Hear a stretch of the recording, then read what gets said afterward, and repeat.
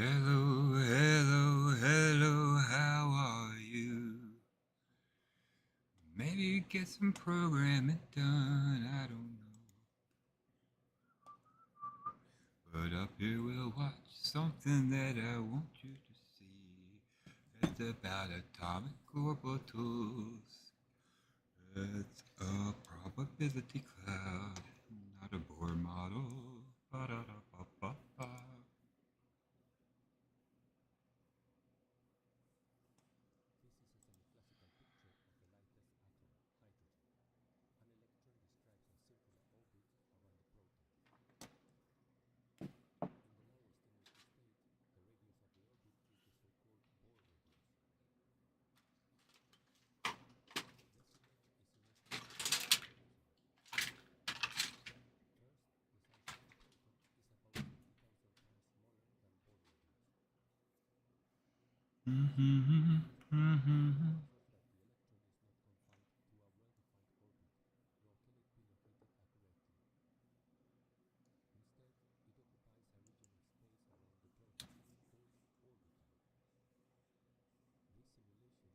The orbitals as clouds of points. The regions with the highest density of points are those where the electron is most probably found. The ground state orbital is called 1s.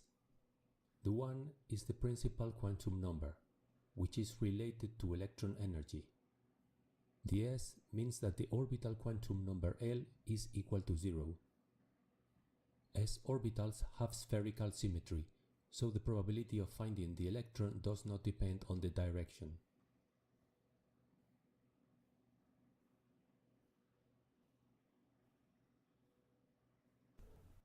The radius of the second Bohr orbit is 4 times the Bohr radius. Therefore, we must zoom out. Quantum level 2 comprises two values of the orbital quantum number. Orbital 2s corresponds to L equals 0. As we see, this orbital occupies a much wider region. Let's make orbital 1s disappear and display only a thin slice of orbital 2s. In this way, we notice a radial node, a distance at which the probability of finding the electron is 0. Again, this is the full 2s orbital. Quantum number L equal 1 gives rise to 3 orbitals called 2p. This is one of them. It consists of 2 lobes which we can consider aligned along the x-axis.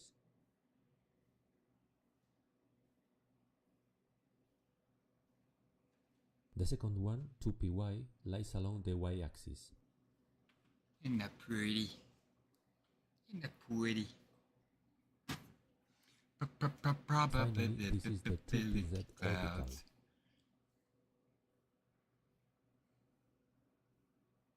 If we display all 3 orbitals at the same time, the complete electronic cloud becomes somewhat confusing, but shows a high degree of symmetry.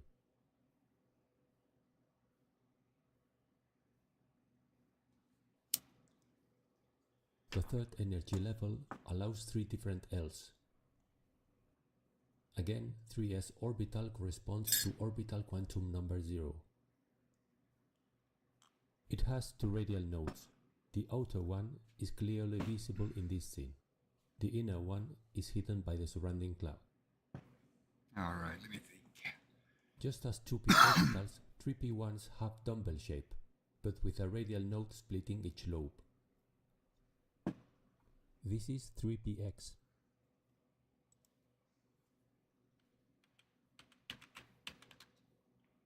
This is 3py.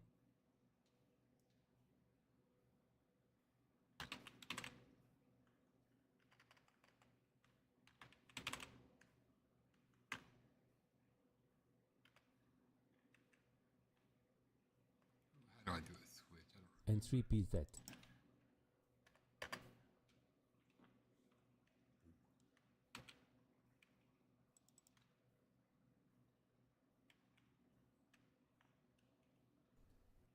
There are several ways to choose the 5 3D orbitals. This is the most popular one. 3 of them have 4 lobes bisecting the coordinate axis.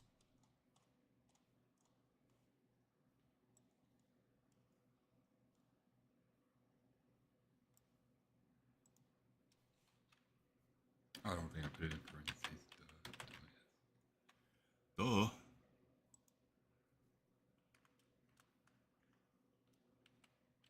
The fourth one has 4 lobes along x and y axes.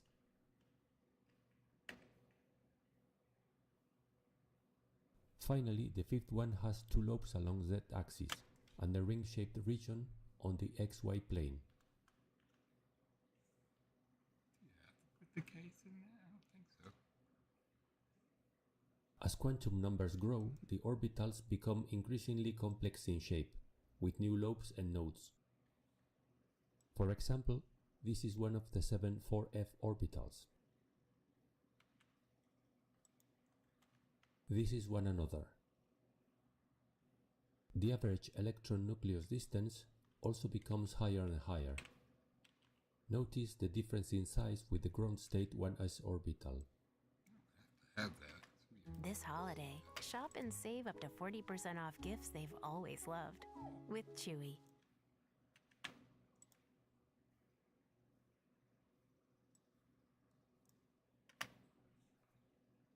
Once in a while, a great... Wasn't that pretty though? Probability clouds.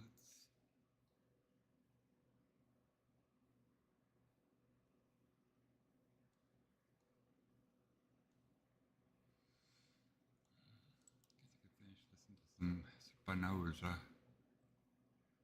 Where are you, Spinoza?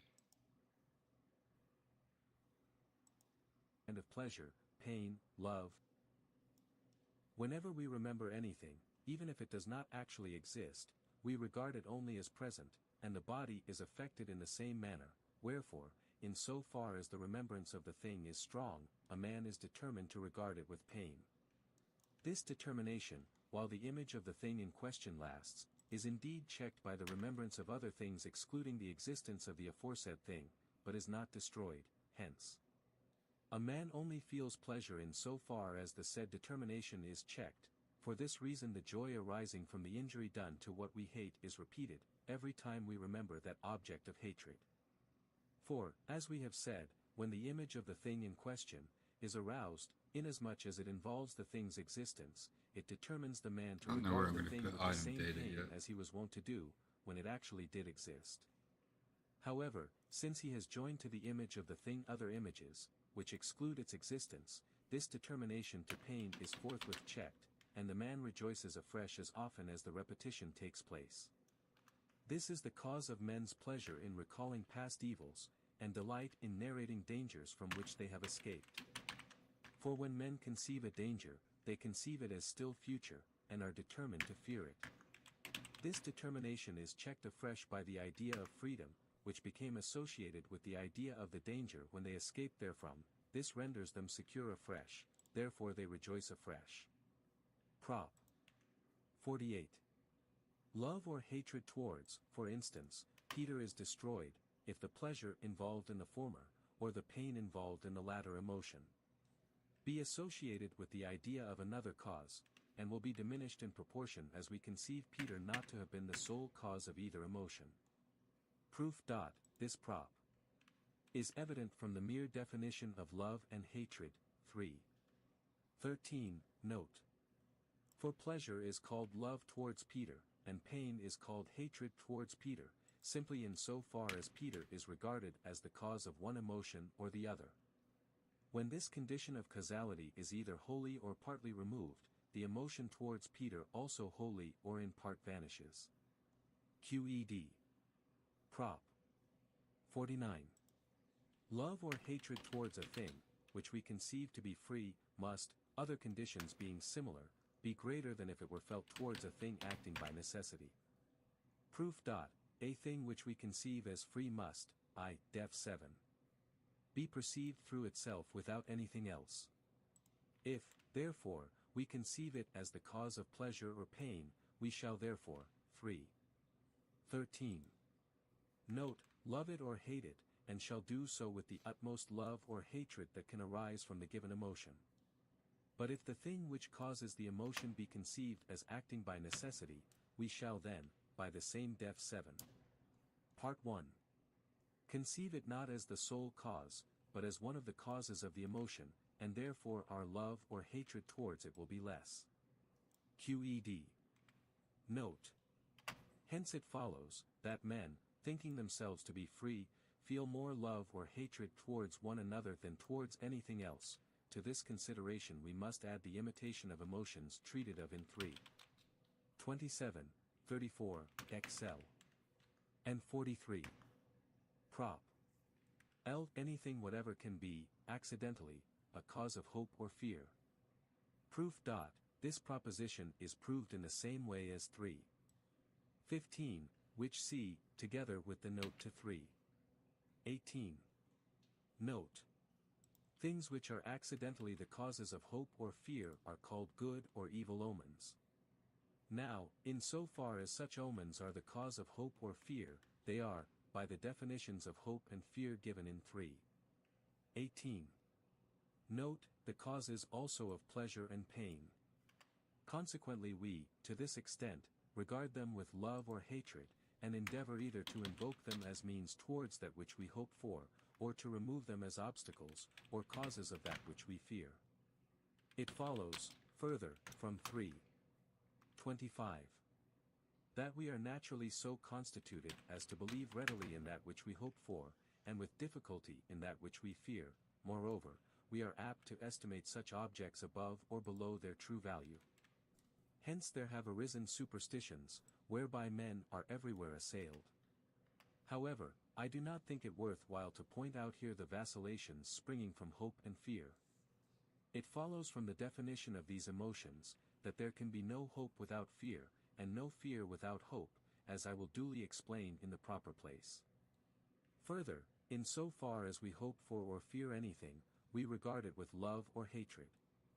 Thus everyone can apply by himself to hope and fear what we have said concerning love and hatred. Prop. Lee. Different men may be differently affected by the same object, and the same man may be differently affected at different times by the same object. Proof. The human body is affected by external bodies in a variety of ways. 2. Post. 3. Two men may therefore be differently affected at the same time, and therefore, by acts. After lemma 3. After 2. 13, may be differently affected by one and the same object. Further, by the same post. The human body can be affected sometimes in one way, sometimes in another. Consequently, by the same axiom, it may be differently affected at different times by one and the same object. QED. Note. We thus see that it is possible, that what one man loves another may hate, and that what one man fears another may not fear, or, again, that one and the same man may love what he once hated, or may be bold where he once was timid, and so on. Again, as everyone judges according to his emotions what is good, what bad, what better, and what Item worse. data 3. sounds good for 5. 39. I don't have anything Note, for 5. it follows that men's judgments may vary no less than their emotions. 10. Hence when we compare some with others, we distinguish them solely by the diversity of their emotions, and style some intrepid, others timid. Others by some other epithet. For instance, I shall call a man intrepid, if he despises an evil which I am accustomed to fear. If I further take into consideration, that, in his desire to injure his enemies and to benefit those whom he loves, he is not restrained by the fear of an evil which is sufficient to restrain me, I shall call him daring. Again, a man will appear timid to me, if he fears an evil which I am accustomed to despise. And if I further take into consideration that his desire is restrained by the fear of an evil, which is not sufficient to restrain me, I shall say that he is cowardly, and in like manner will everyone pass I think we judgment. should be able to know the math 10. a This is little easier possible, than though the human mind is part of the divine intellect, as I have shown in 2. 13. Note. Lastly, from this inconstancy in the nature of human judgment, inasmuch as a man often judges things solely by his emotions, and inasmuch as the things which he believes cause pleasure or pain, and therefore endeavors to promote or prevent, are often purely imaginary, not to speak of the uncertainty of things alluded to in 3:28. We may readily conceive that a man may be at one time affected with pleasure, and at another with pain, accompanied by the idea of himself as cause. Thus we can easily understand what are repentance and self-complacency. Repentance is pain, accompanied by the idea of oneself as cause. Self-complacency is pleasure, accompanied by the idea of oneself as cause, and these emotions are most intense because men believe themselves to be free. 3:49. Problem. Leave. An object which we have formerly seen in conjunction with others, and which we do not conceive to have any property that is not common to many, will not be regarded by us for so long as an object which we conceive to have some property peculiar to itself. Proof. As soon as we conceive an object which we have seen in conjunction with others, we at once remember those others. 2:18, and note, and thus we pass forthwith from the contemplation of one object to the contemplation of another object. And this is the case with the object, which we conceive to have no property that is not common to many. For we thereupon assume that we are regarding therein nothing, which we have not before seen in conjunction with other objects. But when we suppose that we conceive an object something special, which we have never seen before, we must needs say that the mind, while regarding that object, has in itself nothing which it can fall to regarding instead thereof. Therefore it is determined to the contemplation of that object only. Therefore an object, and QED. Note. This mental modification, or imagination of a particular thing, in so far as it is alone in the mind, is called wonder. But if it be excited by an object of fear, it is called consternation, because wonder at an evil keeps a man so engrossed in the simple contemplation thereof, that he has no power to think of anything else whereby he might avoid the evil. If, however, the object of wonder be a man's prudence, industry, or anything of that sort, inasmuch as the said man is thereby regarded as far surpassing ourselves, wonder is called veneration. Otherwise, if a man's anger and be what we wonder at, the emotion is called horror. Again, if it be the prudence, industry, or what not, of a man we love, that we wonder at, our love will on this account be the greater. 3:12. And when joined to wonder or veneration is called devotion. We may in like manner conceive hatred, hope, confidence, and the other emotions, as associated with wonder. And we should thus be able to deduce more emotions than those which have obtained names in ordinary speech. Whence it is evident, that the names of the emotions have been applied in accordance rather with their ordinary manifestations than with an accurate knowledge of their nature.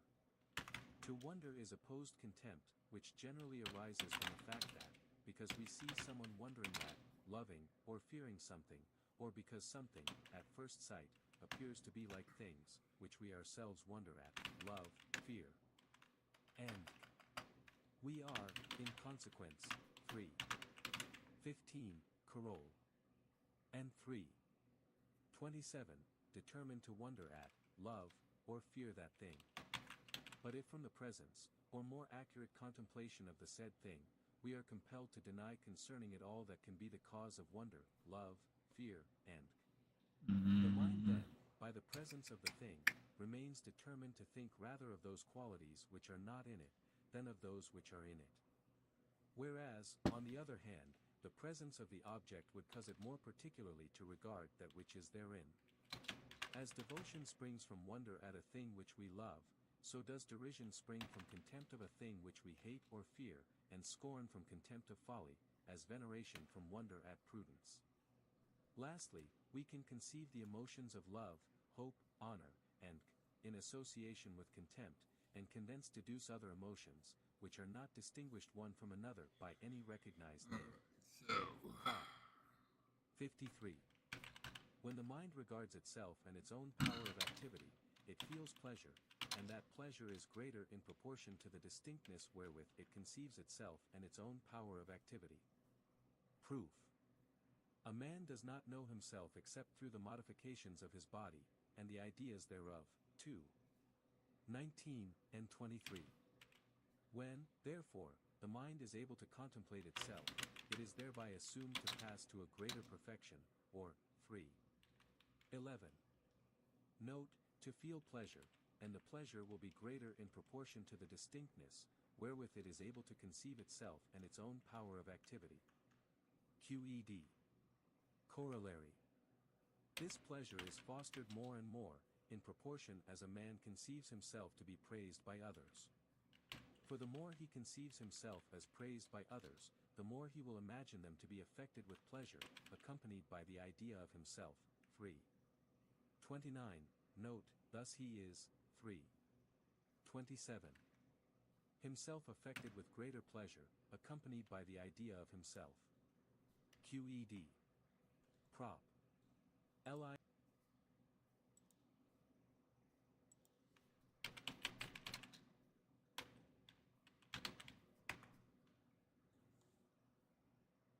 Quod erat demonstrandum. Demonstrandum, which was to be demonstrated. It's commonly used at the end of a mathematical proof or argument to indicate the desired conclusion has been successfully proven. Quod erat demonstrandum, which was to be demonstrated. IV. The mind endeavors to conceive only such things as assert its power of activity. Proof. The endeavor or power of the mind is the actual essence thereof. 3. 7. But the essence of the mind obviously only affirms that which the mind is and can do, not that which it neither is nor can do. Therefore the mind endeavors to conceive only such things as assert or affirm its power of activity. QED. Prop. LV. When the mind contemplates its own weakness, it feels pain thereat. Proof. The essence of the mind only affirms that which the mind is, or can do. In other words, it is the mind's nature to conceive only such things as assert its power of activity. Last prop. Thus, when we say that the mind contemplates its own weakness, we are merely saying that while the mind is attempting to conceive something which asserts its power of activity, it is checked in its endeavor. In other words, 3. 11. Note, it feels pain. QED. Corollary. This pain is more and more fostered, if a man conceives that he is blamed by others. This may be proved in the same way as the corollary to 3. 53. Note. This pain, accompanied by the idea of our own weakness, is called humility. The pleasure, which springs from the contemplation of ourselves, is called self-love or self-complacency. And inasmuch as this feeling is renewed as often as a man contemplates his own virtues, or his own power of activity, it follows that everyone is fond of narrating his own exploits, and displaying the force both of his body and mind, and also that. For this reason, men are troublesome to one another. Again, it follows that men are naturally envious. 3. 24, note, and 3. 32, note, rejoicing in the shortcomings of their equals, and feeling pain at their virtues. For whenever a man conceives his own actions, he is affected with pleasure. 3. 53, in proportion as his actions display more perfection, and he conceives them more distinctly, that is, 2. XL. Note, in proportion as he can distinguish them from others, and regard them as something special. Therefore, a man will take most pleasure in contemplating himself, when he contemplates some quality which he denies to others. But, if that which he affirms of himself be attributable to the idea of man or animals in general, he will not be so greatly pleased. He will, on the contrary, feel pain. If he conceives that his own actions fall short when compared with those of others. Oh, where was I? What was I just doing? 3. 28. Straight He from will endeavor collision. to remove, by putting a wrong construction on the actions of his equals, or by, as far as he can, embellishing his own. It is thus apparent that men are naturally prone to hatred and envy, which latter is fostered by their education. For parents are accustomed to incite their children to virtue solely by the spur of honor and envy. Okay, so But, perhaps, some will scruple to assent to what I have said, because we not seldom admire men's virtues, and venerate their possessors. what that actually means, I need to do an inverse. Corollary. No one envies the virtue of anyone who is not his equal. Proof.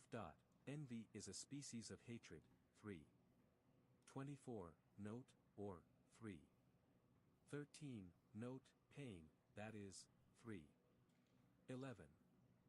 Note, a modification whereby a man's power of activity, or endeavor towards activity, is checked. Yeah, I should do it by percentage But a man instead, cannot actually. endeavor or desire to do anything, which What am I cannot doing? follow from his nature as it is given.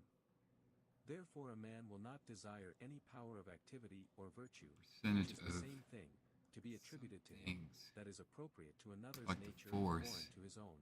I should do a Hence percentage, his actually. desire cannot be checked, nor he himself I think pained by that the would be better contemplation instead of of just virtue in someone trying to unlike himself, consequently he cannot envy such an one.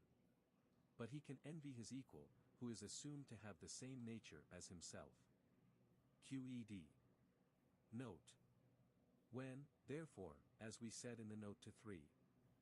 Li, we venerate a man, through wonder at his prudence, fortitude, and, we do so, because we conceive those qualities to be peculiar to him, and not as common to our nature. We, therefore, no more envy their possessor, than we envy trees for being tall, or lions for being courageous. Prop. LVI. There are as many kinds of pleasure, of pain, of desire, and of every emotion compounded of these, such as vacillations of spirit, or derived from these, such as love, hatred, hope, fear, and, as there are kinds of objects whereby we are affected. Proof. Pleasure and pain, and consequently the emotions compounded thereof, or derived therefrom, are passions, or passive states. 3. 11. Note, now we are necessarily passive. 3. In so far as we have inadequate ideas. And only in so far as we have such ideas are we passive. 3. 3. That is, we are only necessarily passive. 2. XL. Note, in so far as we So up to conceive. 10% distortion. So 17. And note, in so far as we that are falls affected us by off an maybe emotion. better.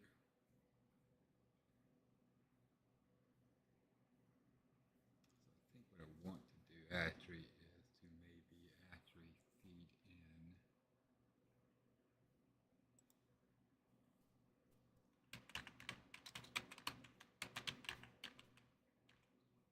feed in the value.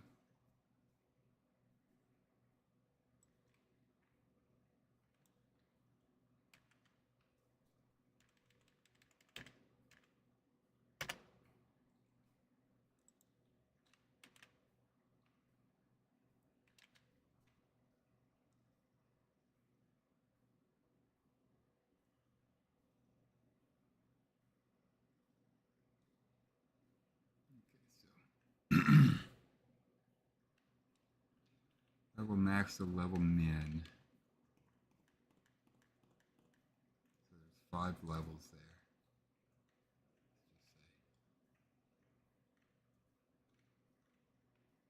Let's just say. And they're on the 5th level.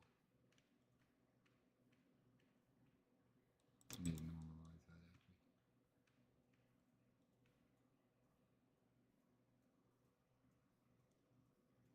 So that's actually times.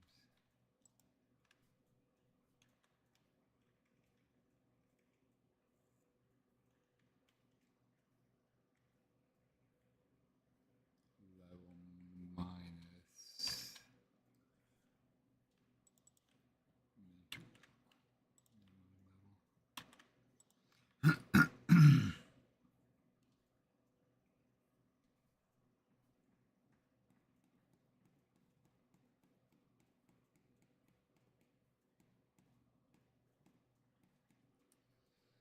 so let me think. So if they're on level 5, level minus 5, that's 0 times whatever divided by blah blah blah is going to return 0. So that's going to be no distortion. Or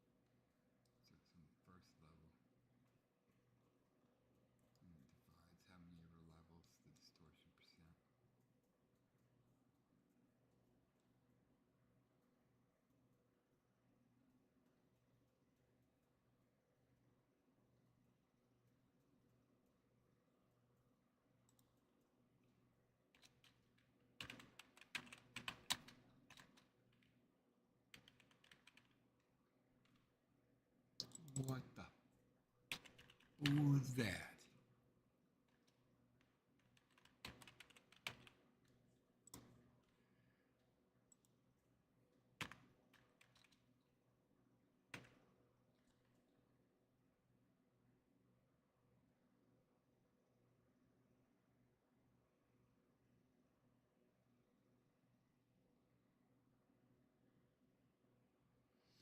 Okay, so now return extortion minus whatever small bit of.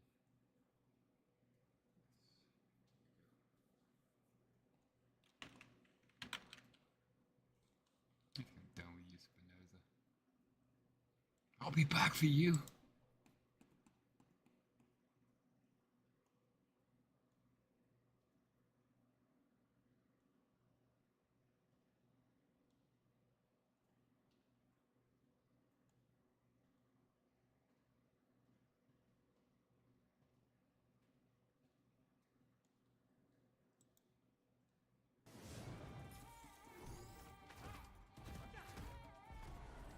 No. Beautiful marriage of AI and human ingenuity, and I am loving it. And it has a self-healing underwear too. Yeah, I know. I'll try to explain it. So, what is this? Well, when you see someone dressed so sharply that even your GPU blushes in real life or in a game like Cyberpunk, and you're thinking, I wish I could look like that. Possible? Yes! With image to 3D models, you can turn a picture into a 3D person. Problem solved? Kind of, but not really. This is from only 5 years ago, and it's quite rough. No thanks. Now, today, we can do way better. Good enough for us to actually recognize the problem. Oh boy. These reconstructions usually glue the clothes and the body into one thing. Sure, it's one piece, but unless you want to become a demon and, oh goodness, worse, a demon that is almost naked, then this is not for you. It also has other problems. Since the body and clothes are not separated, no simulation. Did you hear what I just said? No simulation. Can't do the 2-minute papers thing. You can't make it flutter, wrinkle when your hero does a cool spin. I am about to cry. So, the dream of true digital fashion, physics-ready, wearable, separable garments, God almighty, I only want the clothes, and this remains out of reach. Until now. Get this new paper from UCLA and the University of Utah claims that from just a single photo, it can reconstruct not just a 3D human, but physically accurate, simulation-ready clothes separated and ready to move. Ooh, bold claim. Why? Because this is one of the hardest problems in virtual human modeling, a geometry, a physics, and an AI nightmare all at once. So, good luck. Okay, so how does this work? Well, you see, in goes your image, then it guesses an initial sewing pattern. It's like a digital tailor cutting fabric pieces based on what it sees. Then, those flat panels are thrown onto a 3D human model. And, oof, I'm sorry, but this is not even close. The man's clothes are all over the place. Let's try another one. Wow! This is somehow even worse. This is a fitted t-shirt. The output is not even close. And the skirt needs to go below the knee and is not shaped like this at all. This is a total disaster. Not working at all. But wait, we are not done yet. Now, this system uses differentiable physics and multi-view diffusion guidance to refine the shapes of the sewing panels. That means it adjusts the curves and seams so that the simulated garment better matches the character. Okay, let's try that on. Oh my! Ha! Now we're talking. But the textures are still missing. This is just the shape. Not a problem. Then the system looks at the input image again and paints the correct material and color on the 3D garment. Okay. I say this is ready for simulation. Now, hold on to your papers, fellow scholars, and let's see. holy mother of papers. That looks absolutely incredible. And not only that, but these characters also have some incredible dance chops. So, how does it do all this magic? Well, it is explained in the paper in detail. But this is for experts. Well, I am not that. But I'll try my best to explain it to you, and I promise it gets properly insane.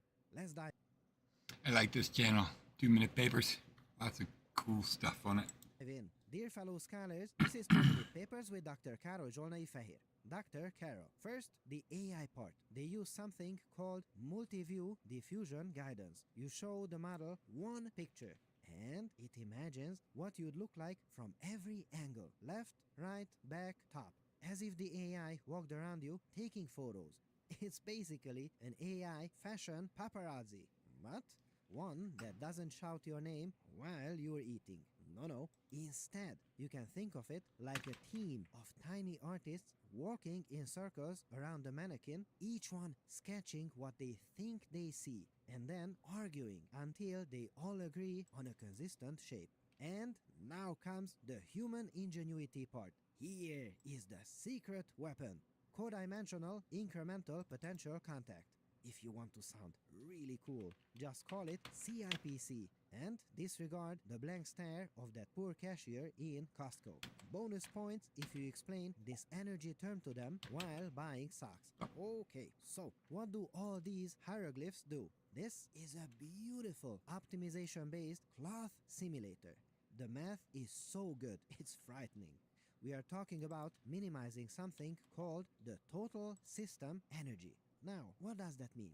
In plain terms, it's like the universe trying to find the most comfortable resting position for every thread in the fabric. The first term keeps the cloth near where it was supposed to be, the second makes it elastic and bend nicely, and the last one, the barrier term, screams, don't you dare penetrate the body with the clothes. We've seen that problem before, and those results are unusable.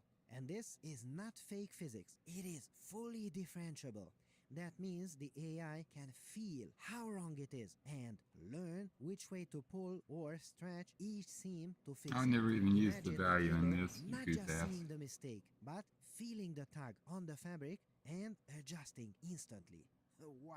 So the AI part, multi-view diffusion, tells the system what it should look like, and the human ingenuity part, CIPC, tells it how it should behave in the real world. And together, they turn a single image into a beautiful, simulation-ready digital outfit. So, a really advanced paper explained in a way anyone can understand. I hope. I am trying my best here. But the paper is of course not perfect. For instance, I think the sleeve is way too long here. And that is one of the few weak points of this method. It is brilliant, but it still struggles with out-of-distribution fashion. If you wear something exotic, like a feather jacket or a jellyfish costume, I know you do that, don't deny it, the AI just sighs, gets a drink, and sews with its eye closed. And it really shows. It feels like the AI says, I'll fix it tomorrow. Human-like intelligence? Checkmark. But you know what? I'll still take it over this naked demon. Yuck. Take the value. And this work was written by a bunch of legends in computer graphics. These are the same brilliant minds behind the That's incremental the potential distortion contact level. model that keeps digital fabrics from Times the clipping through level. bodies and exploding into chaos. We talked about this Times. approximately 500 paper videos ago. These folks are the quiet heroes of physics-based animation, and almost nobody talks about them. This returns Works like these are like portion. endangered species of research. Complex, beautiful, and absolutely essential to make all this magic happen. And we are trying to give these works a voice, because if we don't do it, I am heartbroken to say, but no one else will. So, before I tell you about this weird self-healing underwear, please like, subscribe, hit the bell icon, and leave a really kind comment. And you can also help us save more papers. Join our Patreon, get early access, and your name in the credits below. Every supporter keeps the dream alive for beautiful works like this. Okay, so I'm a bit reluctant to show you this weird underwear, but I'll do it. For science. The system doesn't just optimize the sewing pattern. No, it can re-sew the clothes mid-process when things go wrong. Everywhere else, if the cloth mesh tangles, the whole simulation explodes. But here, when that happens, the AI tailor calmly pulls it back, irons it out, and refits it on the digital body, all automatically. So it takes a while, about 2 hours for the whole process. But it was impossible to do well before, and now it is possible. Wow! And it's one of the reasons why their system can finish on a single RTX 3090 GPU without collapsing into a polygonal disaster. So, from threads to fabrics, AI tailors, without any wardrobe failures, subscribe to 2-Minute Papers. On November 4th and 5th in London, the Weights and Biases Fully Connected Conference returns. Yes, join top AI engineers for 2 days of agent building and model training. It's a fantastic opportunity for networking and learning. Perfect for AI developers, researchers, and business leaders. Yes, that is you fellow scholars. And here's the best part. You can get tickets at 20% off. Just click the link in the video description and use the code to claim your discount today. It doesn't sit well with us. Your hard-earned money sitting in traditional bank accounts, collecting more dust than interest. So we reimagined savings with Vanguard Cash Plus to offer up to 8 times more interest. I like that. Vanguard. ProPlan. Fuel the curiosity. Fuel the day. Fuel the connection. Fuel for life. Explore now. What do you think?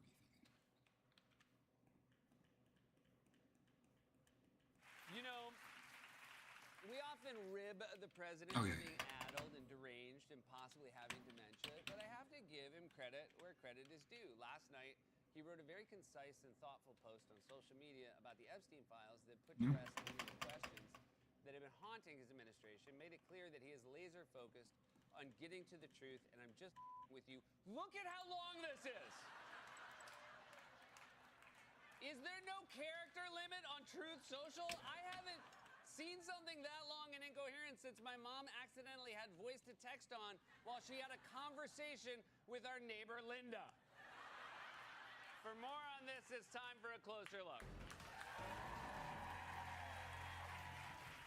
After months of calling the Epstein files a hoax made up by Democrats, the president would now like you to know that actually the whole release the Epstein files thing, that was his idea. As everyone knows, I asked Speaker of the House Mike Johnson and Senate Majority Leader John Thune to pass this bill in the House and Senate respectively. No, you didn't. Don't try that move where you say, as everyone knows, in hopes that we're all going to say, everyone, but I didn't know. Am I out of the loop? Everyone knows the opposite was true because we saw it with our own eyes. You can try to get away with saying, as everyone knows, I have a huge penis, but don't do it while you're changing at the gym, because people are going to check. I think gym is also effective. I think the teens are calling it gims. You don't know, Sal, because you're too old, but it's a lot of old people like Sal call it gym, and teens and me. Not that I'm out of the gym with teens.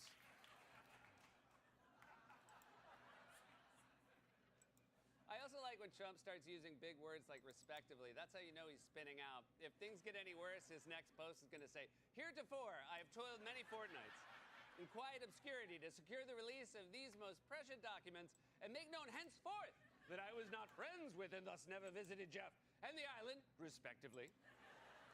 Let's not forget the same guy who is now claiming he told the House Can't do that. to pass a bill to release the Epstein files also claimed not long ago that those same files were fake. These files were made up by Comey. They were made up by Obama. Why are we giving publicity to files written by Obama, crooked Hillary, Comey, Brennan, and the losers and criminals of the Biden administration? He really should just pick one of them as having written the fake Epstein files, because I find it hard to believe that whole group could work together. Now, Joe and I will start working on the fake files. Comey, Hillary, why don't you do the fake emails? I'd prefer not to work on emails with Jim Comey. Now, Hillary, I did what I thought was right with your email server. You! Hey, I got an idea. Instead of emails, I'm gonna fake a birthday card from Trump to Epstein. Gonna be a drawing of a naked lady. I'm gonna make the signature look like pubic hair. I don't know. What the Joe? I do think it's worth pointing out that none of those people were in office when Epstein was arrested and his files were seized. You know who was in office? You were. You want us to believe that Hillary, Obama, and Biden snuck into the DOJ while everyone was asleep and put your name in a bunch of documents. For one thing, Biden's not that slick. If the files were up one flight of stairs, toast. Oh, fuck. He would be toast. I gotta pay attention.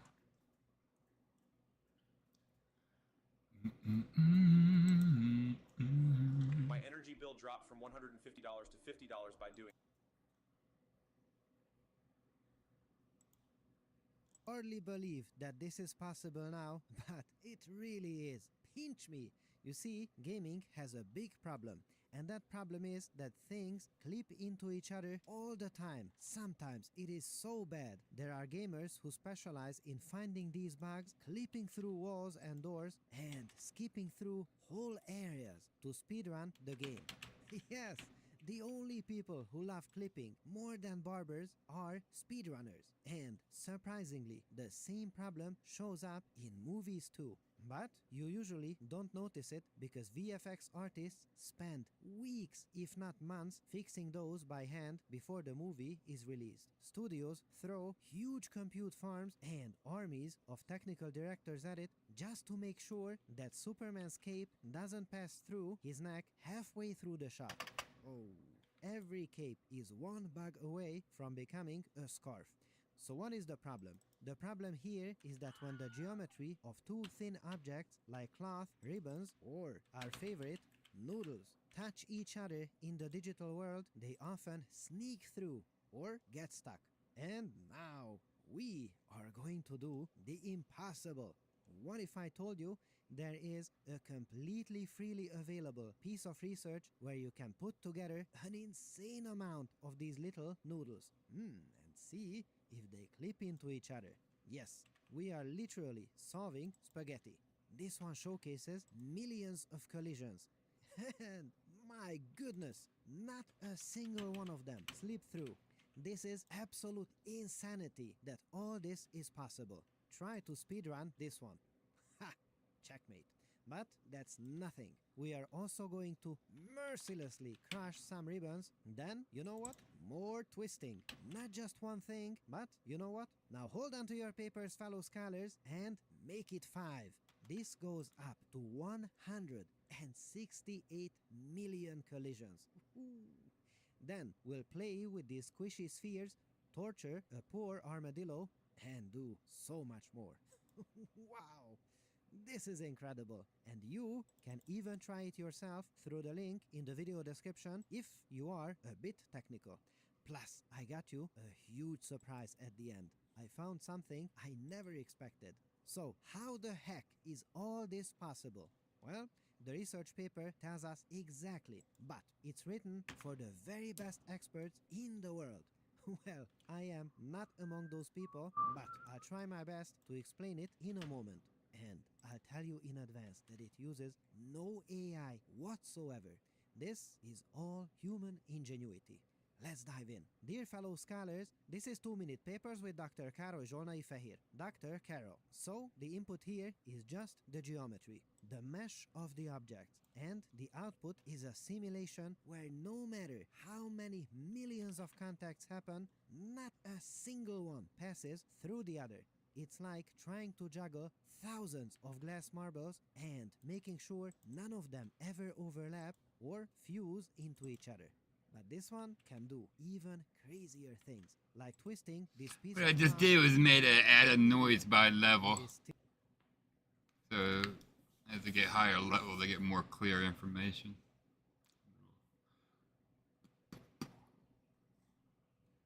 Still going and still going.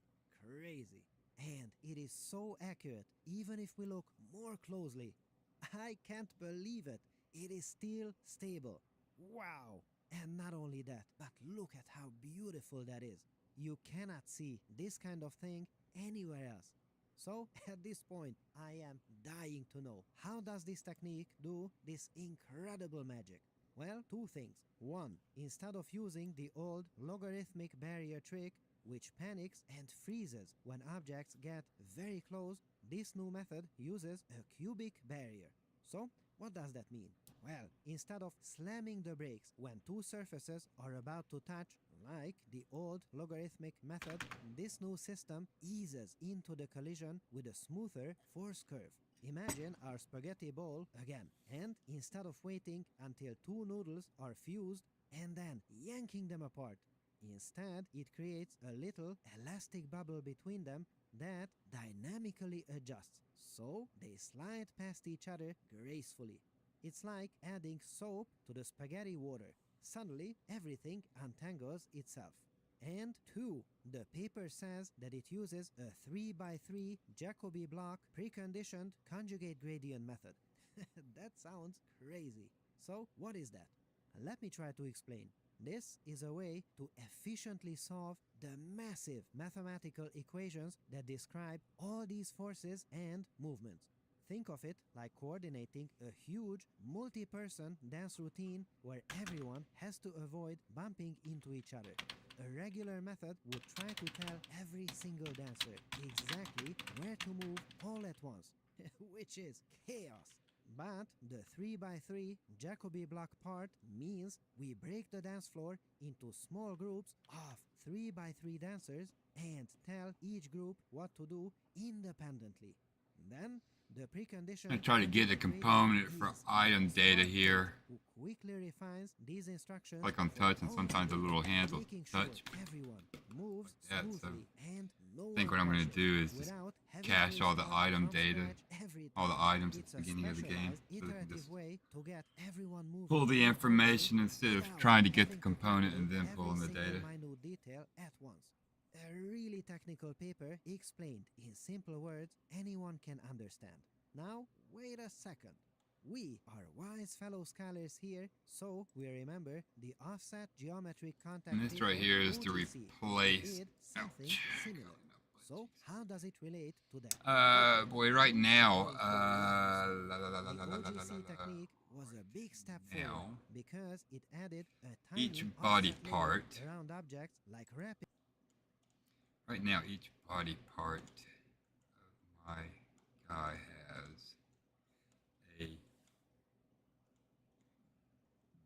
registry of all this information that I just did to create by collision. And so I don't know where the hell I had that stored. This perception self.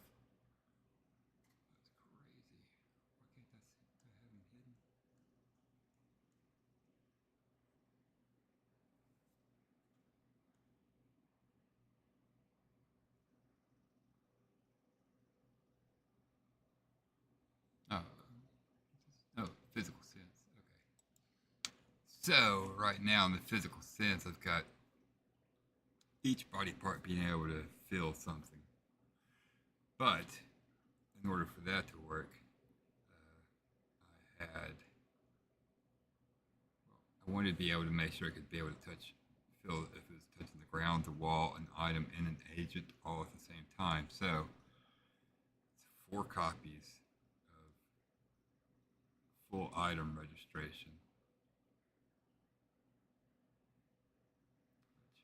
This right here is the whole about through there somewhere is about all of 1 touch. Well, it was down to there. I'm shrinking it down. That's a lot of observations. Times 4 times 20 body parts. So this touch registration is going to move, storing that data in each body part into a central kind of nervous system. Because more than likely, all those body parts aren't going to be touching all that much. And so I'm constantly running these observations through the machine learning algorithm, where most of it's just empty data constantly. So it's really just kind of wasteful in the processing. When, like I said, I can, instead of 4 times 20, instead of 80 registers, 80 times how much ever shit that is. Already 80. Just 80 is a lot. But like this Quaternion, that's 4. So even right there, that's 24 of those. 48. Jeez.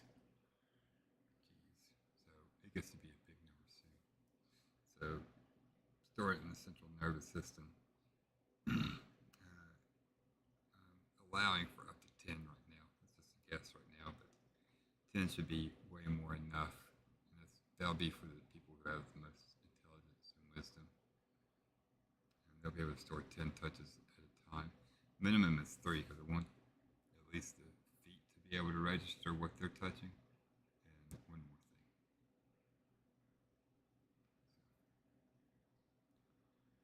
At the minimum, it'll be 3 times, a lot less than this, instead of, even at the maximum, it would be, and it's just 10 of them, so 8-fold decrease, more than an 8-fold, 8 to 10-fold decrease in parameters right there. Let me think.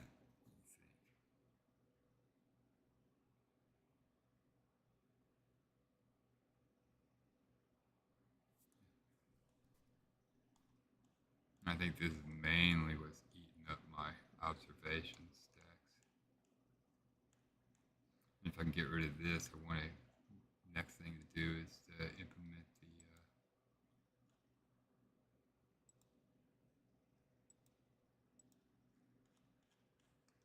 the long-term and the short-term memory. Like where things are. Short-term memory be things for like how hard I got hit, who I got hit by.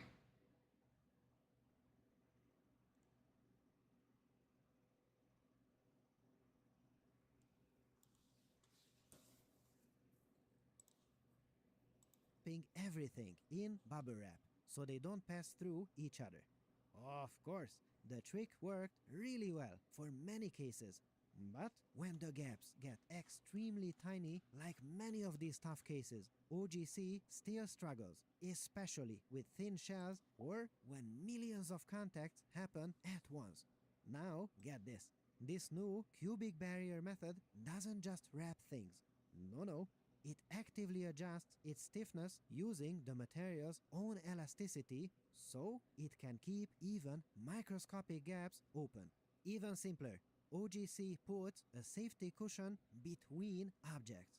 But this new method is like using a memory foam cushion. It adapts on the fly, reshaping itself to keep even the tiniest gaps open so the whole system doesn't tear itself apart.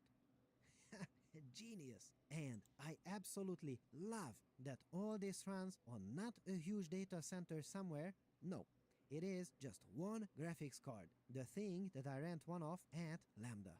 Now, of course, you need to be patient. How patient? Well, not seconds per frame, but minutes per frame patient. And it gives me great joy that this research is a one-author, yes, a one-author paper. So, who is that incredible scientist? Oh my! Look at that! It's our man, Dr. Ryoichi Ando, who created these super cool adaptive fluid simulations before, where computation was concentrated around parts where the action really happens. Woo! Look at all that code I'm going to get to be able to replace. I'm happy to be alive on this planet and to be able to enjoy it. So good. What a time to be alive! Now, here is the unexpected thing. It is published in the colors of Zozo.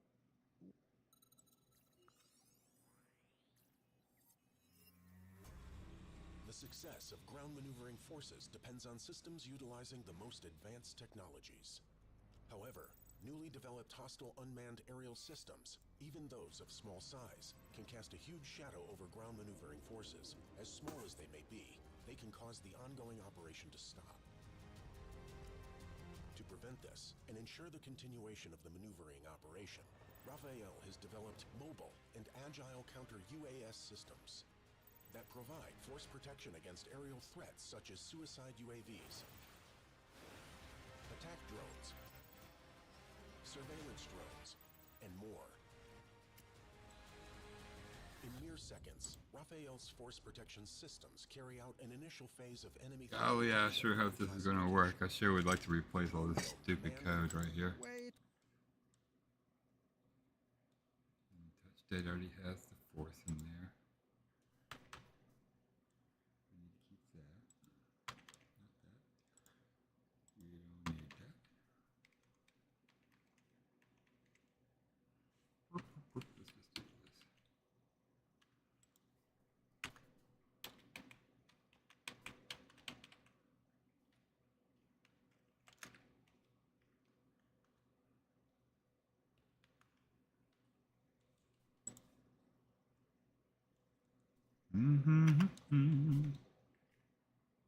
I'd like to get rid of all of you.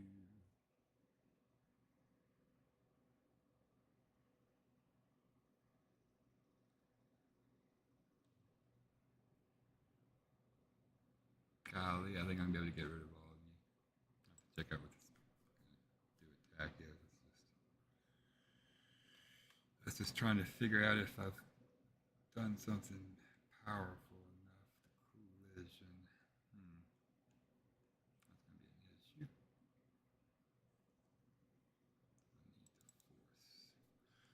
I need the force. Let the force be with you.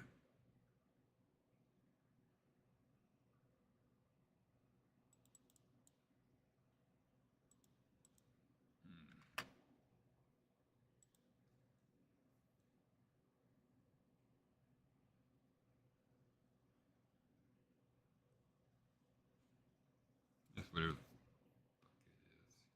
Gonna have to go somewhere else. Perform the attack, huh?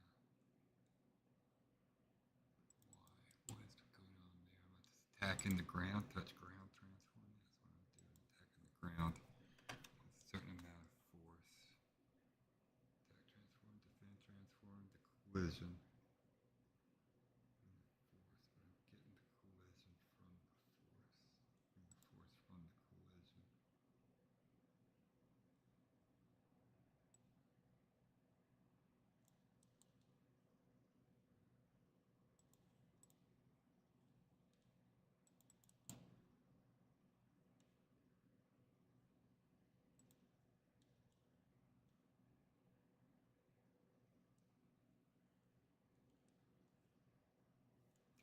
Laura see me recoding a whole bunch of this shit. I've been working on it for a few years, learning along the way, so I hate to do that, but it's just going to be like that for right now.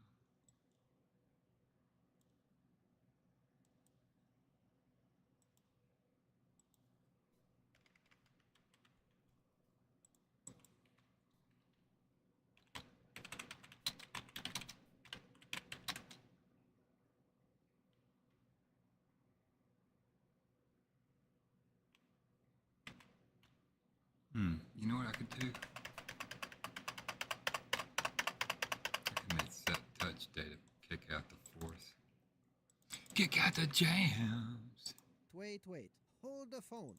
Why is a Japanese fashion e-commerce giant publishing at SIGGRAPH Asia, the top graphics conference? It makes zero sense until I realized from their press release. Aha! Because they want to automate clothing production.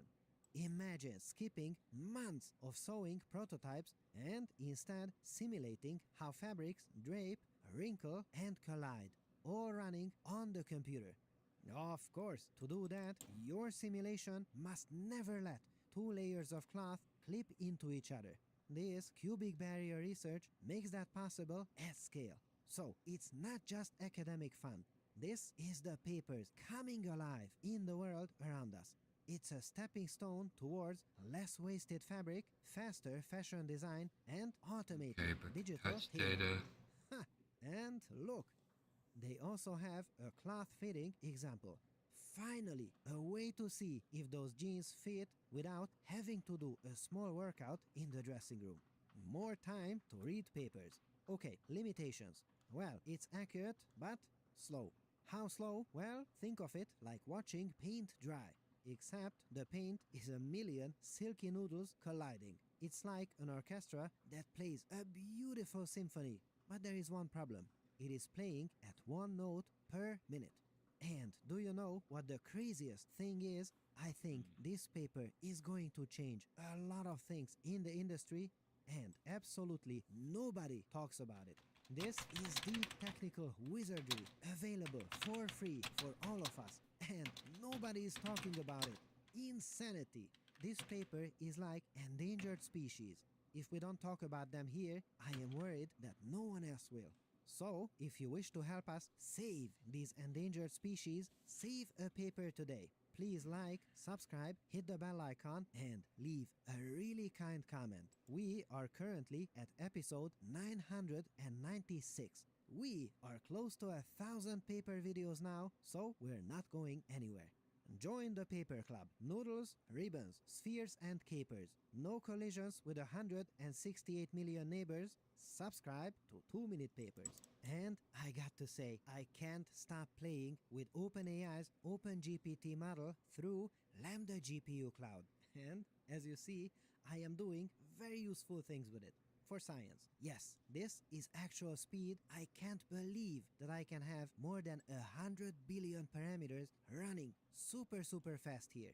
Many of you fellow scholars are using it, and if you don't, make sure to check it out. It costs only a couple dollars per hour. Insanity. You can rent an NVIDIA GPU through lambda.ai/papers or click the link in the video description. Cyber Week is here at Dick's. Score up to 25% off hoodies from Nike, Carhartt, and more, and up to $40 off shoes. Plus, up to 50% off NCAA clothing, and up to 25% off Stanley. Download the Dick's app and get ready for deal days starting Sunday. Don't miss Cyber Week deals at Dick's. This place is bigger than I thought. So we've only got 1 hour. Could you plan us a tour? I need to recode a whole bunch of this bullshit. Focus on traditional Korean art? Well, we are in Korea, so let's do it. There is one thing that I really want. What I want is a digital character to move exactly like a human.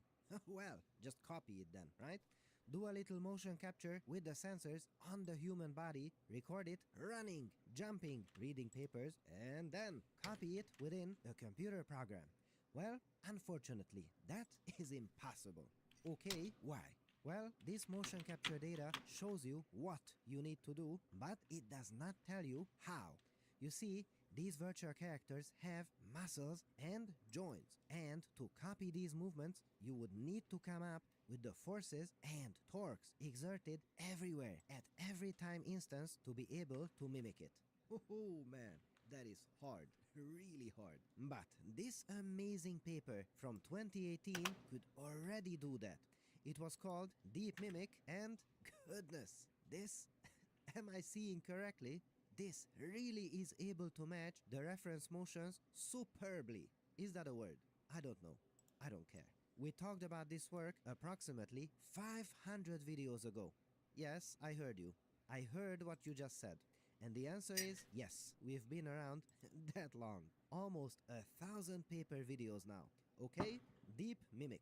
This worked by turning motion imitation into a video game where every joint, angle, and contact had its own little score counter. The controller played this game over and over, tweaking its moves through endless retries until it learned how to rack up the maximum score, which is the perfect imitation of the motion capture performance. And boy, does it look perfect in places.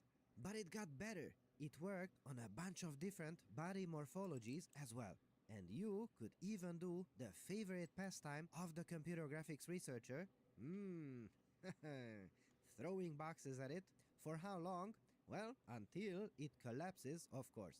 You could even do some art direction where you would ask it to dance a bit more vigorously. Yes, more life, more energy. Oh, baby, it looks terrible, but I still love it. And now you're tired. For after this, doing I think all what I this kung fu. should be able Yep, to do that one here. checks out too. So, is this work perfect? It sure seems so. Well, it is not. Here is a dirty little secret, but don't tell anyone. So here's the problem. Every single one of those little score counters in Deep Mimic had to be designed and tuned by hand. Oh, you had to decide exactly how many points to give for a matching knee angle, how harshly to punish a wobbly torso, and how much to care about foot placement versus balance. Change the motion or even switch to a robot body, and suddenly all your scores are wrong again. So you spend days turning invisible dials just to get something that doesn't collapse into a breakdancing mess. Just For to get reals. the flavor of the paper, you have to optimize these joint rotations, velocities, root velocity, and effectors that describe where hands and feet should go, and center of mass. Yum yum yum yum yum. Tastes great, but man, that's a lot to optimize. And you have to do it by hand, manually. Oof. This system is held together by duct tape and the tears of PhD students. There's got to be a better way. And that's where this new paper, ADD, the Adversarial Differential Discriminator, comes in. Instead of hard coding hundreds of score counters, it introduces an AI judge that learns automatically what a perfect performance looks like. The system plays the same imitation game, but now, instead of manually juggling separate scores for elbows, knees, and toes, the judge gives a single verdict on how close the motion feels to the real human one. As training goes on, this judge gets smarter, focusing attention on the parts that still look off and pushing the character to refine them. So, previous Deep Mimic, lots of hand tuning. New ADD, single automatic AI judge. Okay, good. But does that help? They say this is better than Deep Mimic. Well, I'd like to see that. And, well. Alright, Not let's see so the bad. errors With pink, we have explode. Deep Mimic, the previous method, and with blue, ADD, the new technique. Both are nailing the problem, but it's not better. So, Oh as you yes, can I see forgot by the long ago. marketing department again, I A swear long I've got to do time more ago. car insurance. Okay, Who knows? let's calm down. Not me. See if this next test is better. Never Here is the reference movement. saw the A little world. parkour. Boom, Ha, boom. loving it. So, the previous AMP method does exactly what we feel like at the moment. Disqualified. Get out of here. And now, Deep Mimic is about to nail it as always. Wait a second. That's not it, sir. You need a little more carbohydrates before working out. Wow, it failed. And if you think this is a failure case, now check this out. Now, off with you. Eat a nutrition bar while we watch the reference motion to do the jump. Okay, got it? Got it. So now, start running and... Oof! Sir, are you okay? Goodness, failed again. Even worse. Now, hold on to your papers, fellow scholars, and let's see if the new technique with the AI judge is any better. And, oh my goodness, they did it. And what about the climbing? Let's see. Absolutely nailed that too. Wow. The motions are really fluid and believable and physically correct. It controls all the joints correctly. That is really tough. And yes, I know what you want. You also want to see the earlier low energy The hell is AMP this about? do the jump too. Your wish is now granted. Ain't no jumping here, brother. They don't pay me enough. And believe it or not, it's going to get even better. Here's how. Dear fellow scholars, this is 2-minute papers with Dr. Get Caro. item data from Dr. object. Caro. Oh yeah. We still retain Deep Mimic's wonderful property of working on different body morphologies.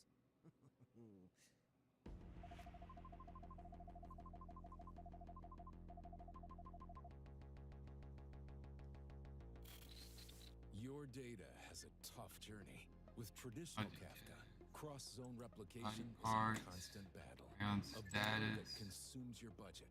Up to 90% owner, of your total cost can be spent just copying data between zones. What if you could just skip that? With Inkless, we've gone diskless. Brokers no longer store the data. We're also breaking the connector bottleneck. Stop managing complex, brittle pipelines. Soon, what the hell this was about. directly to Apache Iceberg tables. It's something I was gonna create and didn't ever modify it. By eliminating replication traffic and simplifying your architecture, you can... I am starting to flip out. So, the crowd favorite, the walking sausage man. Surely that's not the only error. Does as well as hand-tuned techniques, but this one works automatically. It can control a robot too. It can fall and get up. It can do a variety of different behaviors. Karate, jumping on one leg, or walking an invisible dog. And at this point, I am so happy. Walking the dog, walking the dog. So good. Matter of papers. Look at them punks. Why don't I have a supercomputer and a team of fucking animators? Bullshit, man. Puzzle piece that they invented, and they show how the system breaks when you remove these individual. Holy shit, that was the only fucking error? And that was just something I fucking didn't even do? Wow. Here is indeed wow. Not just a soup of wow. stuff that works, but they show that each piece is necessary. I still can't believe they've actually done it. Wow. And now, before I tell you about... Why they gotta be punks? Why they gotta be punks, huh?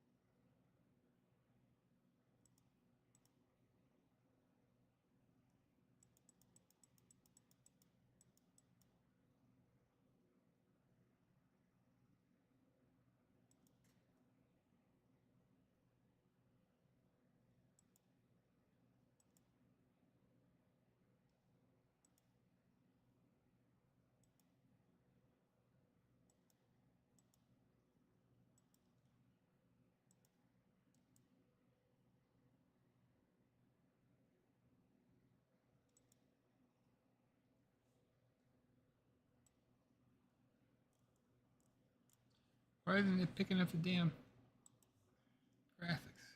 That's annoying. What the hell?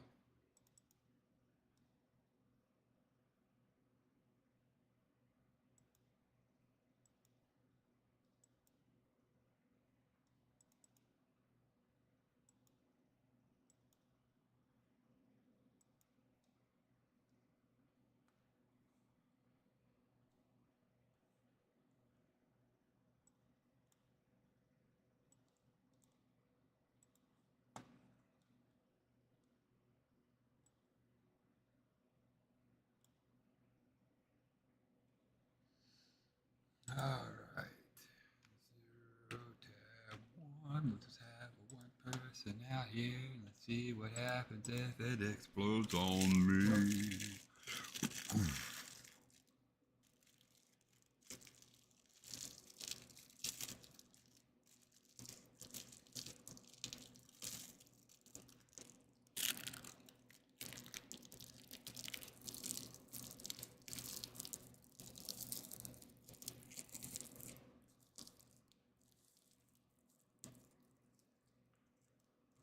Get me a blunderbuss. Goof. Look at the end of that. Boom. Boom.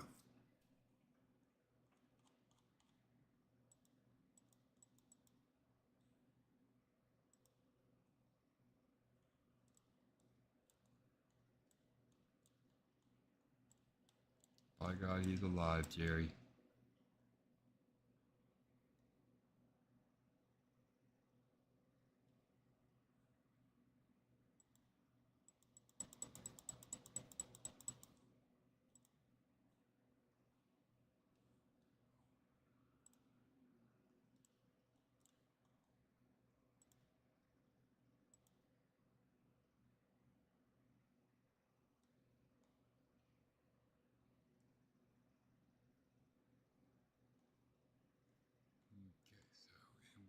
Have this stupid thing at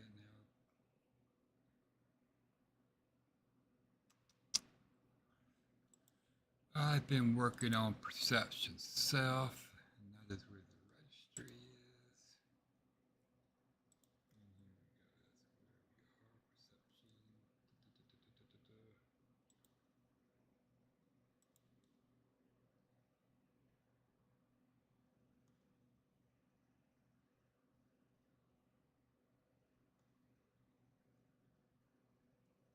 Okay, but I don't have any feedback yet on how this touch data is working or not. It's invisible to me. Yes, it is. Invisible to me. Boom, ba, ba, da, da, ba, ba, boom, ba.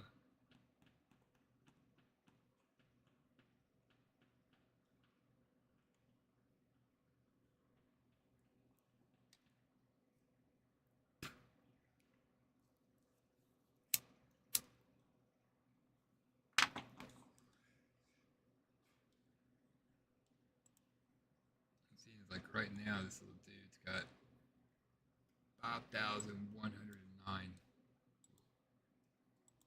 thingamajigs in him.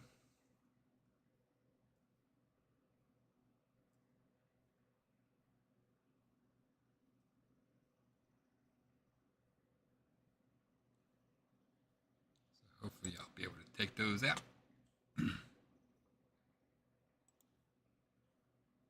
First, I want to make sure my touch data is registering correctly.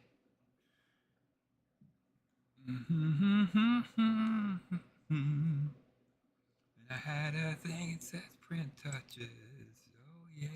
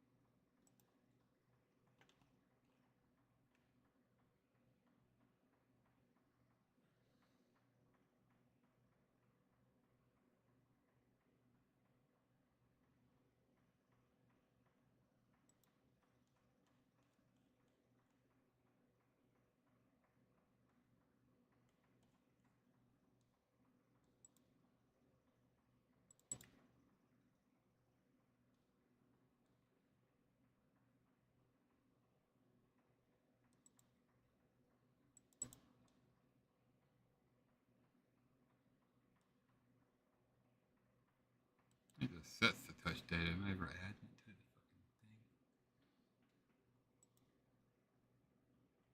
Update transform property. Create from collision. Register touch. Here we go. So let me do this.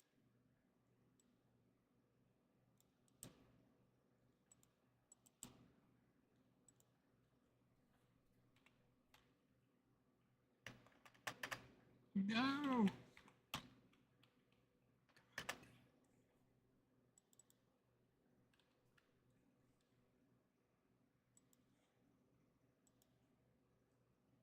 Come on, little Billy, surprise me and do some work. Do the work. Do the work.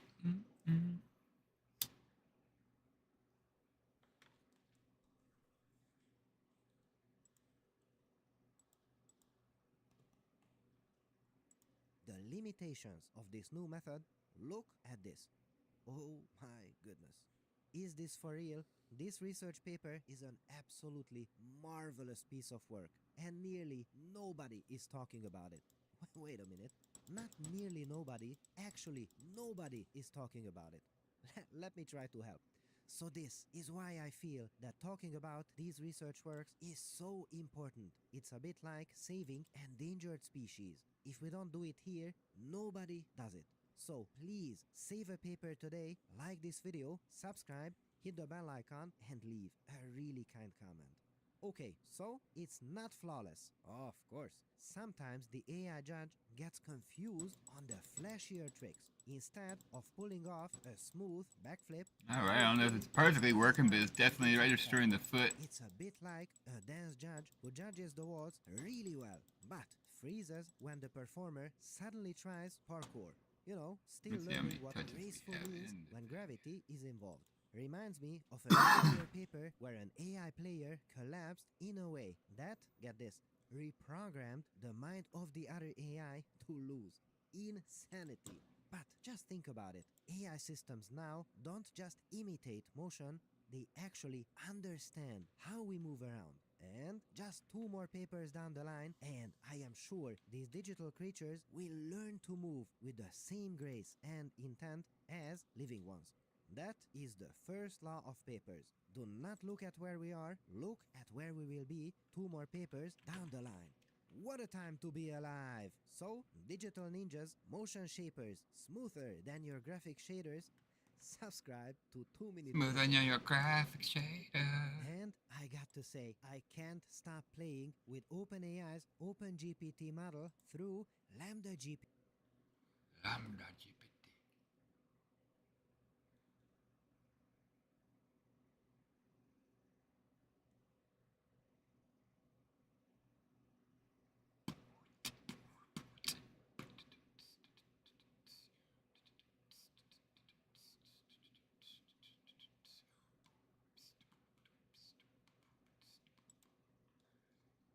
My energy bill dropped from $150 to $50.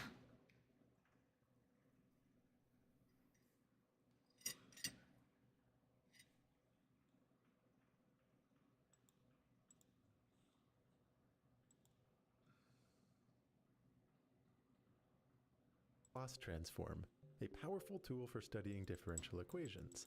Although we won't dig into the Laplace transform itself until the next 2 chapters, everything that we cover here sets up the mental frameworks and the prerequisite knowledge that make understanding that transform as easy as I know how. This video is a lot more than just preamble, though. It's a very fun lesson in its own right about how one of the most famous equations in all of math enables a bizarre trick for solving an equation that is used ubiquitously throughout physics.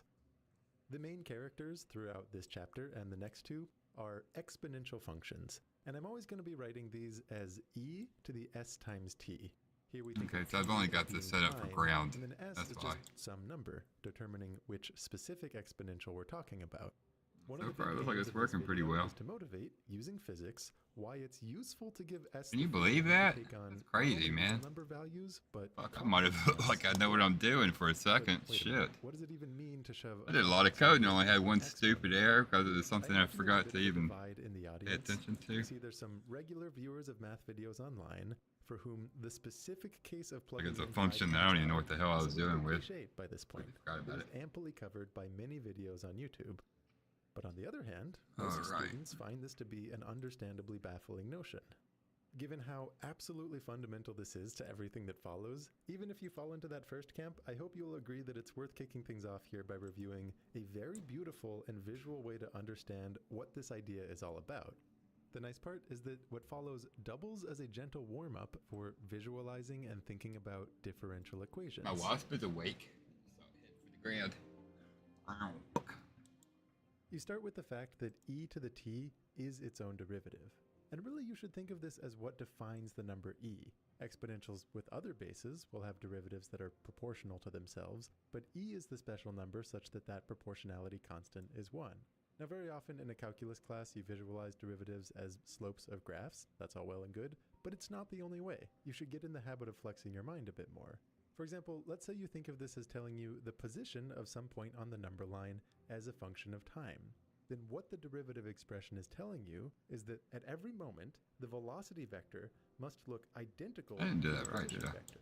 And more specifically, because you know that e to the 0 equals 1, why is this the anything to touch? the 0 The is touch. 1, What's up you here also with the have touch? an The initial touch. condition Register the that's telling touch. you start at the number 1. Why am I doing set At the touch very data first down moment, here? What's the that velocity about? is also 1, meaning it's pointed to the right, but the farther to the right the position gets, the faster it must move.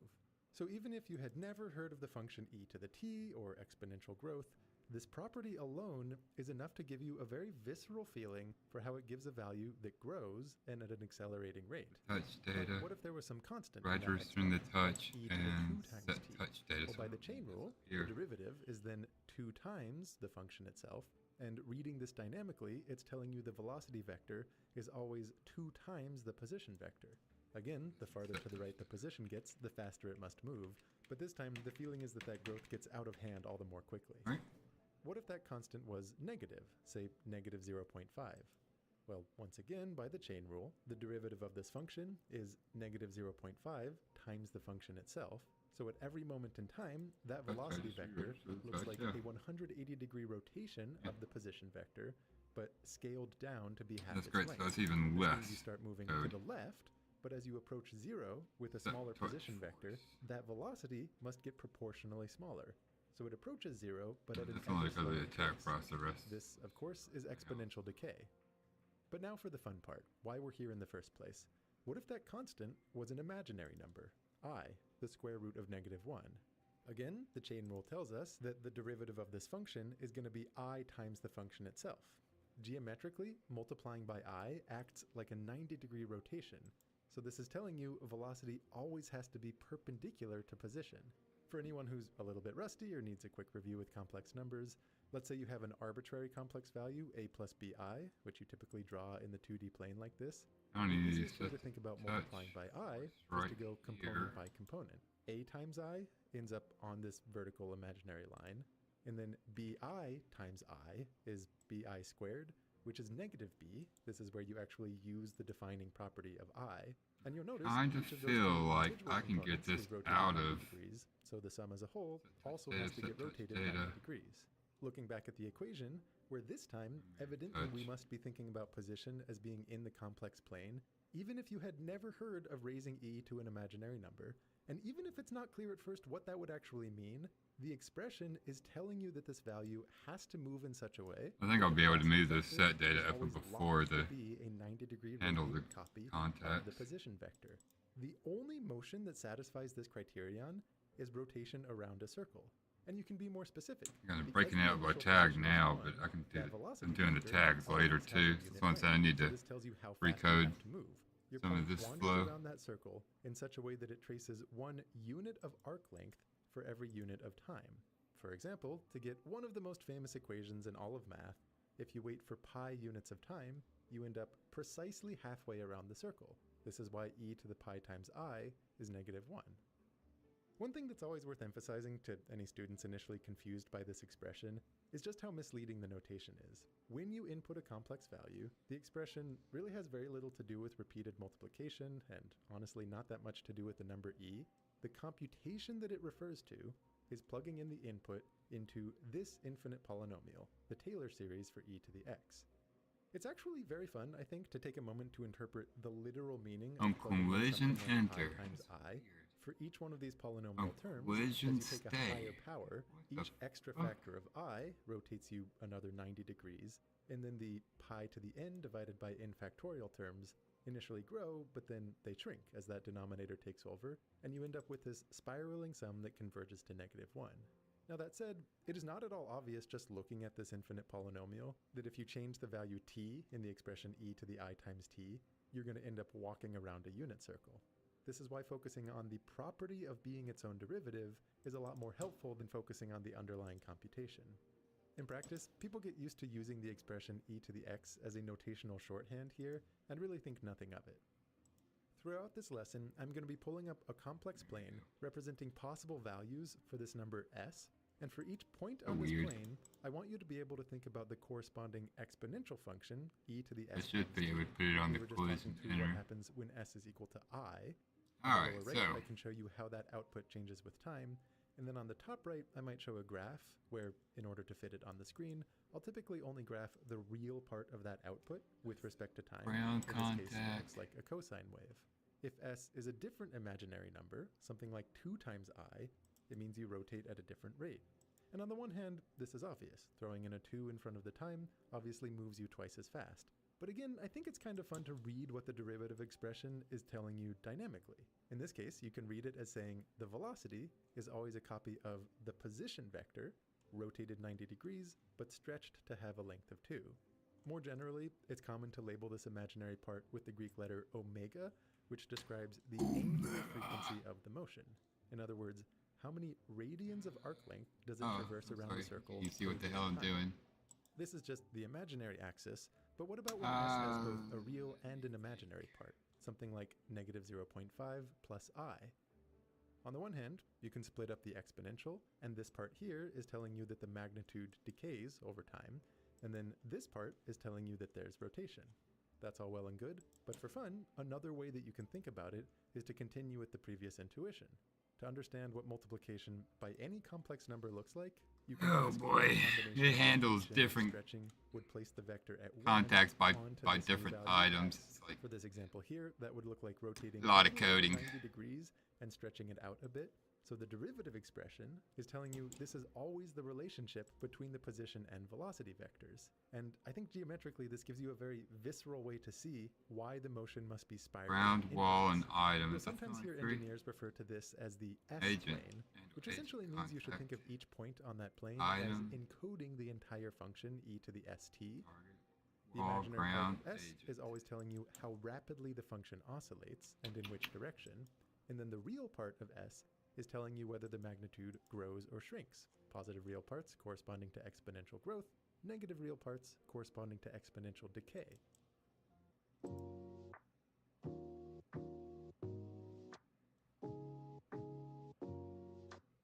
UC Uncensored is a series of conversation cards to help spark honest dialogue about living with ulcerative colitis or UC, a form of IBD. This is a safe space for us to talk about the challenges along our journey with UC as people of color.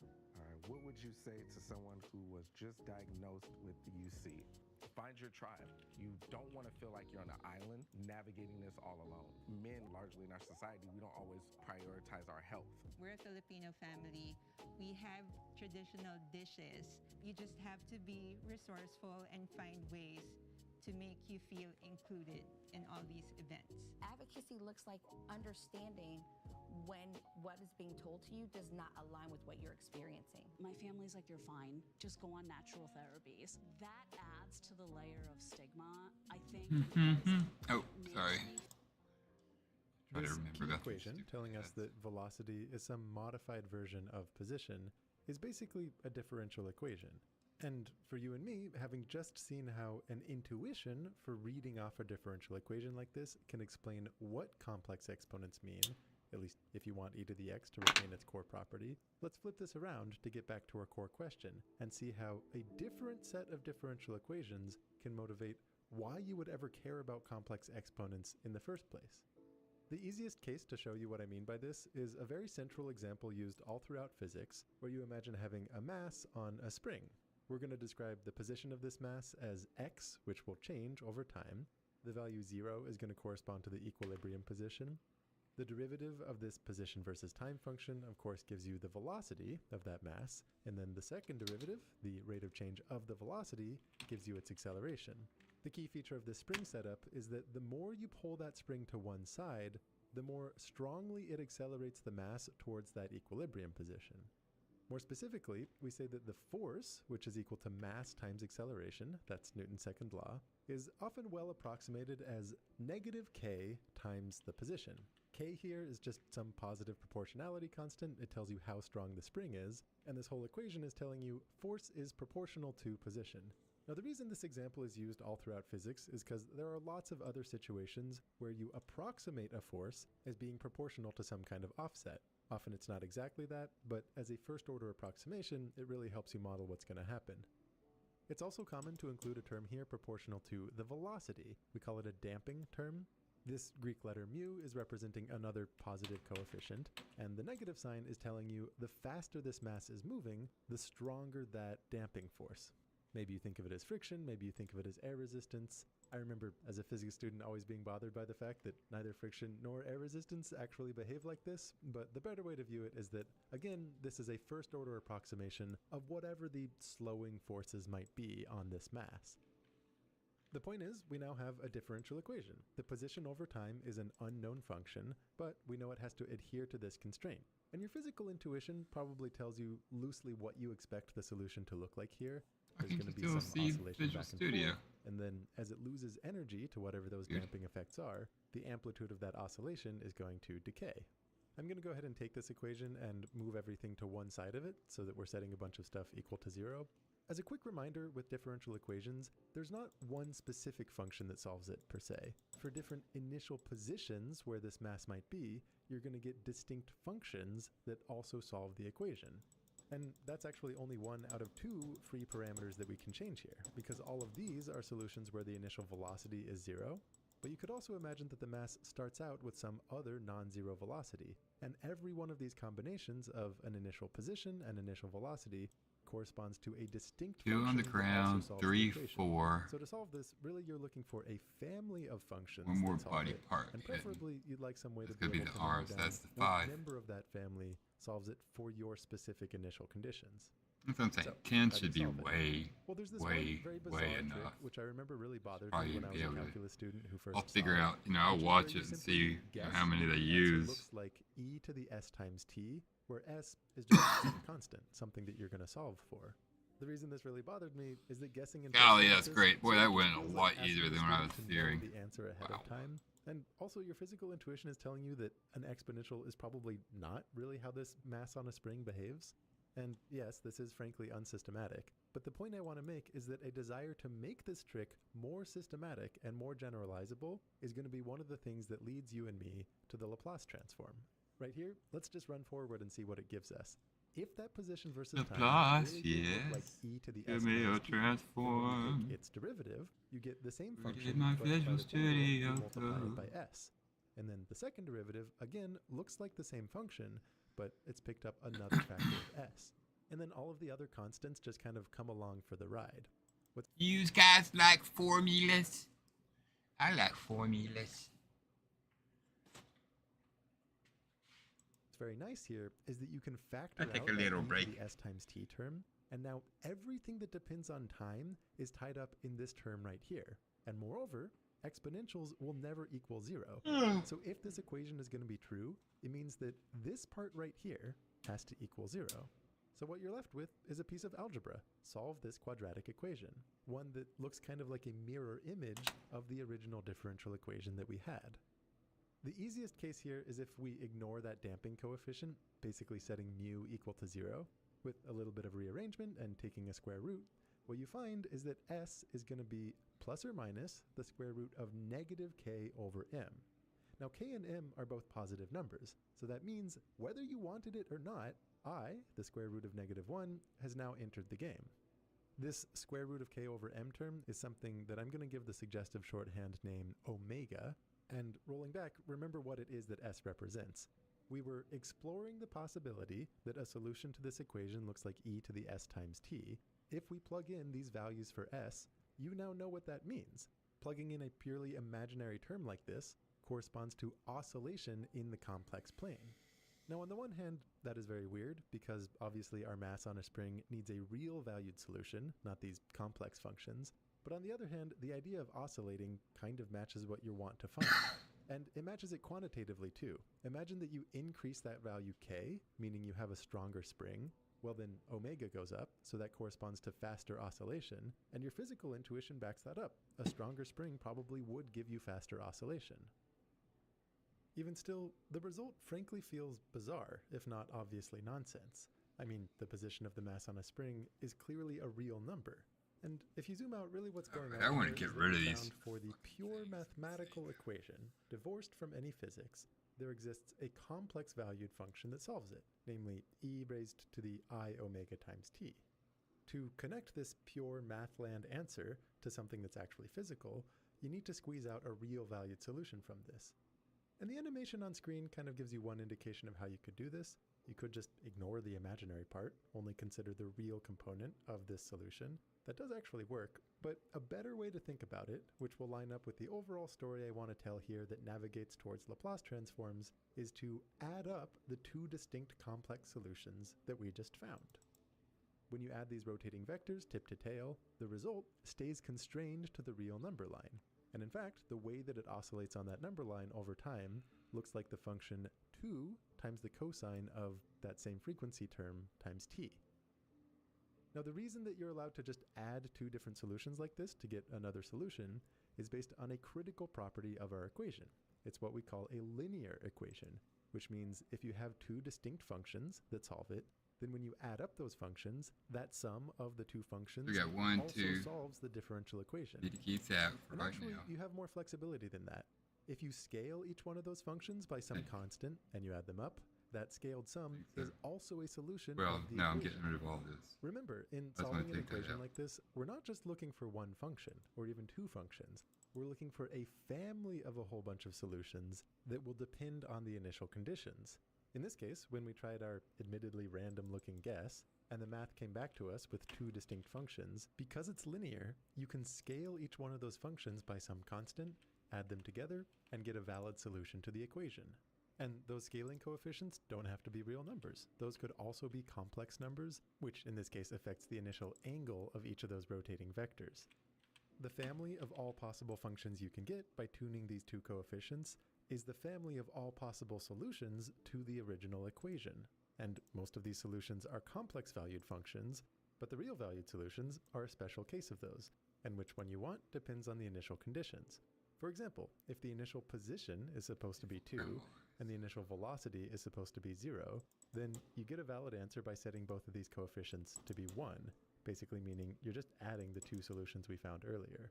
If the initial position And all is these something different, observations then you simply off, scale give both it those a constants by the same amount. And after turning the others Now, as on, presented so far, if this is supposed to be an example of Wait, I why did complex that. exponents are a natural and desirable thing, one of you could rightfully complain, this is all just needlessly complicated. If the so-called observation. strategy is to just guess some function with a free parameter, it's not like it's hard to guess for this situation that a cosine or a sine would solve the equation, and you could have that frequency term be the free parameter that you're solving for. What you would find, if you knew to make this guess, is that either cosine or sine can totally solve this equation as long as you set that frequency to be the square root of k over m. And then, just as before, because this is a linear equation, you can get the full family of solutions by scaling both of these and adding them together. And this is another valid way to describe the family of solutions. Essentially, we're describing it with an alternate coordinate system. And you could argue this is a way more sensible coordinate system to use when we care about real solutions, because in this case, all the real solutions are what you get simply by setting those scaling coefficients to be real numbers. Isn't this just way more sensible? Why complicate things with complex numbers? The value of putting exponentials front and center makes itself clear as soon as we try to generalize things.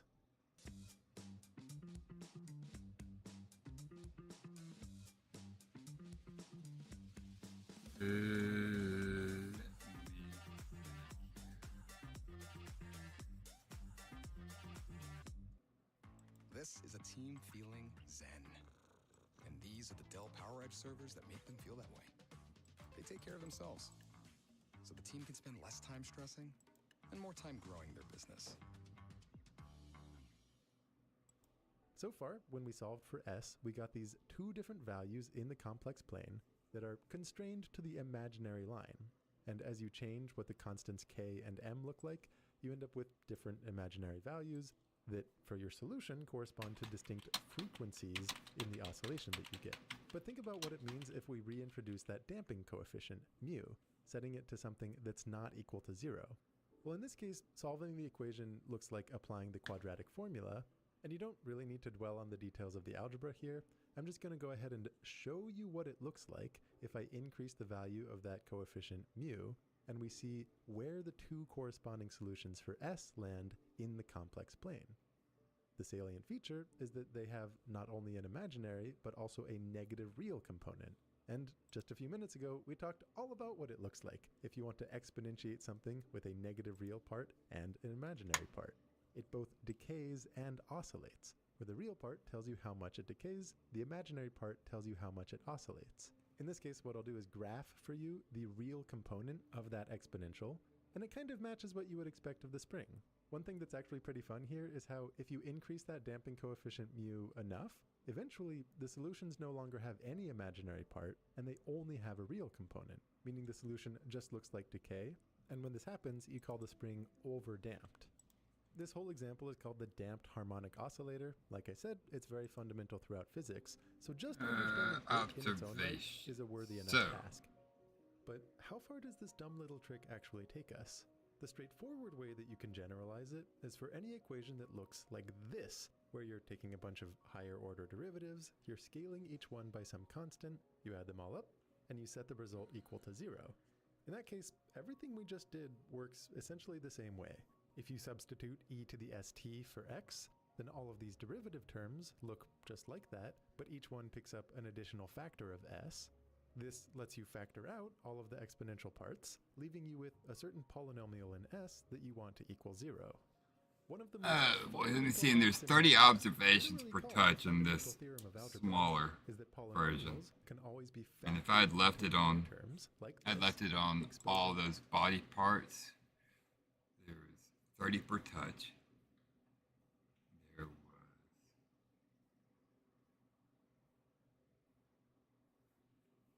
4 different registries. 120. 20 body parts, 2,400. And I've reduced that by using this here down to 300.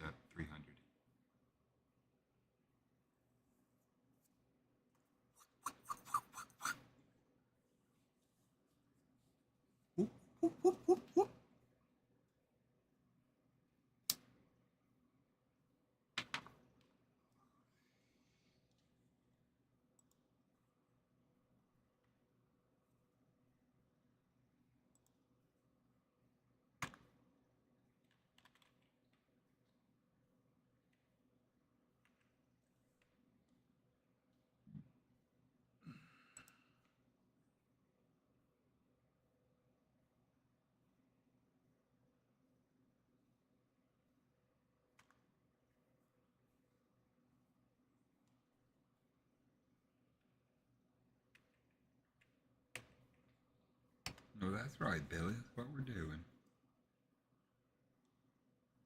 You copying that down there, aren't you, a smart little AI?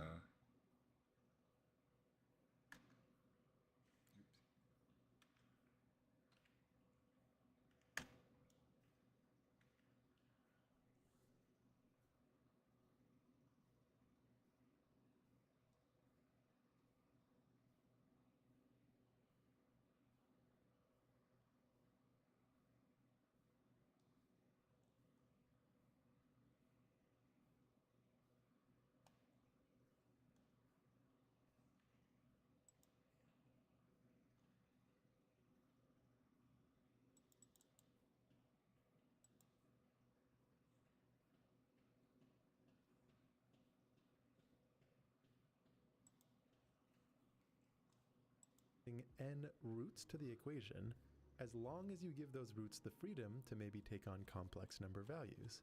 So, for example, if this was some 5th degree equation, your solutions might look something like this in the S-plane. Just like the oscillator example, this is basically the math telling you, hey, e to the st can absolutely be a valid solution as long as you set s equal to one of these values. And just as before, this is a linear equation. So you can find the family of all solutions by scaling each one of these exponentials and adding them together. All of these constants are like knobs and dials that you can tune to your heart's content. They can be real or they can be complex, allowing them to influence both the amplitude and the phase of each term. The specific values will depend on your initial conditions. I am glossing over a certain nuance when it comes to repeated roots, but this is the general idea. Unfortunately, most real-world equations are not simple linear ones. That later, let me For think. example, the equation for a damped harmonic oscillator has actually come up on this channel before. So this is where I was registering those. We were studying why light appears to Ground slow down contact, in a click medium it like there. glass, causing it to refract. And the key question was to understand why this depends on the color of that light, giving the effect of a prism. Now, I'm not going to recount all the details here, but what you need to know is that deep in that video, we were modeling charges inside the material, like glass, as little damped harmonic oscillators. These little charges, wiggling about some equilibrium position, were being influenced by an external force, in this case an incoming light wave, which oscillated up and down as a sine wave. And critically, the frequency of that incoming light would, in general, have nothing to do with the natural resonant frequency of the oscillator. So, in short, we were studying the same equation, but with this added term that looks like a certain cosine expression. Now, unlike the linear case, the family of solutions here does not look as simple as a linear combination of exponentials where you can freely tune all of those constants to your heart's content. And this dumb trick of just guessing e to the st certainly is not going to work. However, everything that we've discussed here does actually bring you a lot closer than you might expect. The solutions in this more complicated case do happen to look like a combination of 4 specific exponentials. This touch registry. What you can't freely tune all of the coefficients. It's a lot more constrained. In fact, the whole substance of that prism example comes down to understanding exactly how big these coefficients are as a function of that incoming light frequency. This is a surprisingly common outcome where the solutions to some differential equation that pops up in the real world looks like a certain combination of exponentials, but with particular coefficients. This ubiquity of exponentials is why engineers benefit from an intuitive understanding of points on the S-plane and how they can encode growth, decay, and oscillation. You can kind of think about these functions e to the st as being like the atoms of calculus. What I mean by that is that complicated functions that describe our world can often be broken up into these parts, as long as you give S the freedom to take on complex values. Okay, observation, my perceptions. They become simpler to understand and to study. This becomes especially true if you allow for infinite combinations, potentially over a continuum of values for S rather than some discrete set. We're going to go deep with that idea, and it is hard to overstate how powerful it is. The key question is, given some unknown function and a differential equation describing it, even if you assume it can be broken up into exponential parts like this, how do you actually find what those parts are?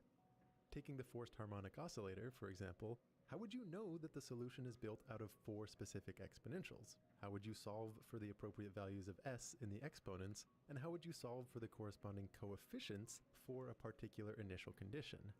There is a tool for this job, and as you may have guessed by this point, it's something known as a Laplace transform. If you watched the earlier chapter about Fourier series, a lot of what I'm saying here is probably ringing all kinds of bells. Imaginary exponentials as describing a kind of rotation, breaking up general functions as a sum of those rotating exponentials, and there is absolutely a connection here. A big part of the story I want to tell is how this Laplace transform we are building up to extends the notion of Fourier series and Fourier transforms, applying to a much more general family of functions. We're going to go into much more detail in the next 2 chapters, but here's a high-level preview. When you use a Laplace transform to solve a differential equation, it actually ends up looking remarkably similar to that dumb trick of substituting e to the st. In the context of that dumb trick, the differential equation turned into algebra basically because the act of taking a derivative is the same as multiplication by s, at least for these specific functions. That same thing happens when you use a Laplace transform, and it's for essentially the same reason too. What that operation does is translate functions into a new language, where these terms e to the st, the atoms of calculus, are the fundamental units. Then again, the fact that differentiation in time looks like multiplication by s for these terms means that in this new language, derivatives start to look a lot like multiplication, and differential equations start to look like algebra. To see how exactly this transform is defined, how you can visualize what it's doing, and how to use it to concretely solve a nonlinear equation, come join me in the next chapter. At the time I'm publishing this, an early view for that next chapter is available on Patreon, and my plan is to incorporate the feedback and get a finalized version out by next week. See you then. And walking. awake and not awake inside that. Great, great, great. Alright, let's see how this destroys my shit. Lives in a Capital One cafe close by. There's no I live in a cafe.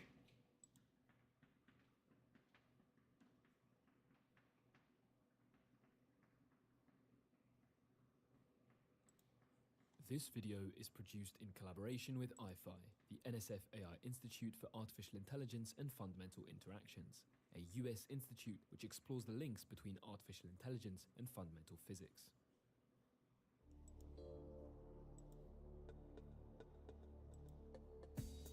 Welcome back to ScienceClick.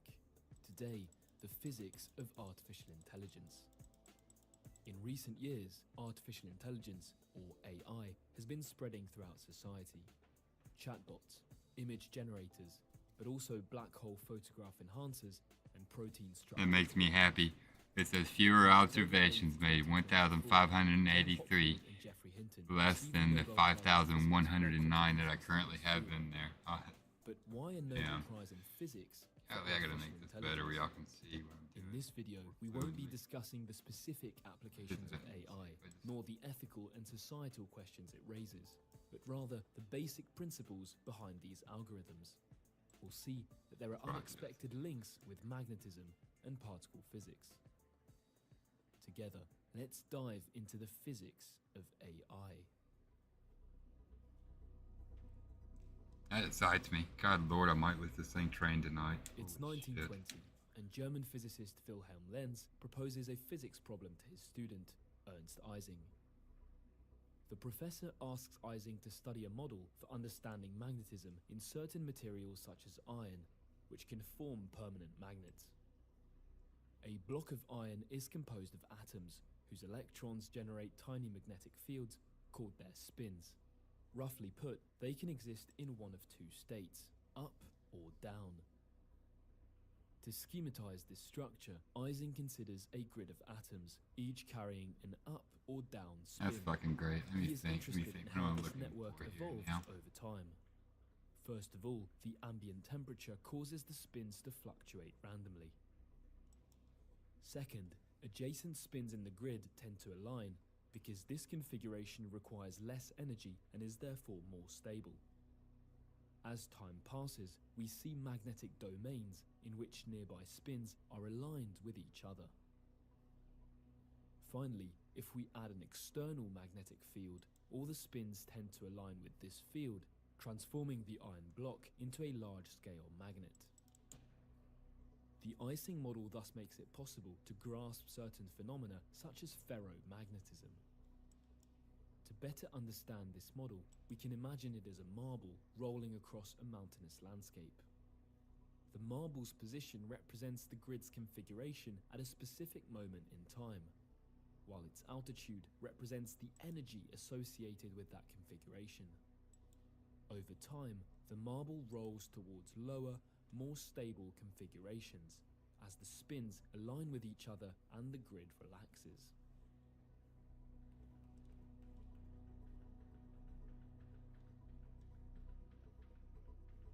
Oh, I got a miscount. 1583, 1585. Golly, that's annoying. I hate that. 1982, and computer science is booming.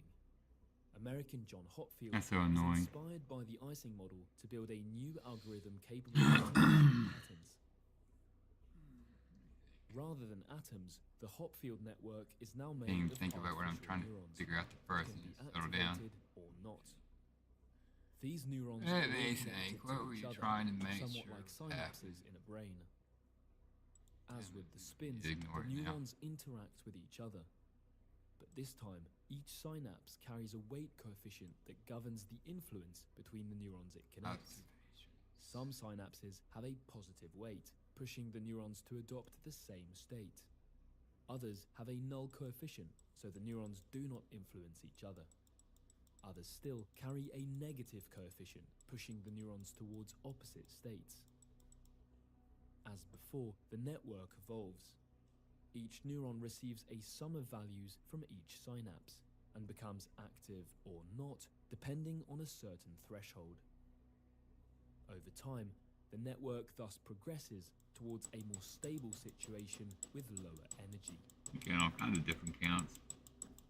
The great advantage of this model is that it is possible to finely tweak all its parameters. For instance, if we invert these coefficients, the network is no longer in equilibrium and becomes unstable.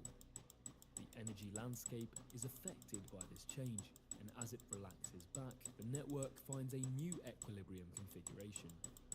In other words, tweaking the coefficients of each synapse allows us to sculpt the landscape of configurations as we wish. That's annoying, BD. In particular, we can dig wells around certain configurations of our choice, indicating that these configurations become equilibrium points and that the network must evolve towards one of them.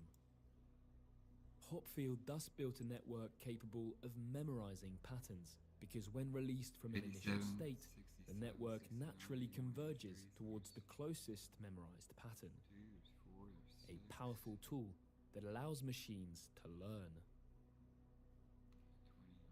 Over the years, other scientists like Geoffrey Hinton continued to develop this model, gradually leading to the AI we now know. Still today, artificial intelligence is based on these neural networks, in which information is propagated from synapse to synapse. For these networks to function properly, we start by training them using many examples in order to finely tweak their parameters and for them to memorize recurring patterns. This is called machine learning. My energy bill dropped from $150 to $50 by doing this. My friends laughed at me when I spent $49 on a power saver device that could cut my energy bill in half. They thought I got scammed. But when I showed them my super low energy bill, they were blown away. Check that out. This is our current energy bill. This is our last energy bill. And as you can see, We're adding a touch data in there, so hi guys, I just want to share a quick and simple technique that anyone can use to lower their energy consumption without changing their lifestyle. With this method, you can keep cooking, baking, gaming, running your dryer, wash at 90 degrees, and keep your heater running like you used to before. This method can essentially cut your energy bill in half by optimizing your home's energy grid. We're actually It not, lowers your though. energy bill by anywhere from 20% to 50% What are we doing by here? bypassing the spikes in your home's current, which can lead to significant savings on your energy bills. It was discovered by Carl, an electrical engineer during last winter, when, like many of you, he was hit with ridiculously high electricity bills. His energy provider was charging him over $165 a month. It was insane, so he decided to do something about it. As an engineer, Carl knew the power grid we're all connected to isn't perfect. Millions of tiny energy spikes are constantly flowing into your home's grid. These spikes send excess energy into your devices, causing them to use more energy than they actually need. This is bad news for your appliances and your energy bill. Think of it like a bucket that's overflowing 24/7 without you even knowing. It's a massive waste, right? Lord.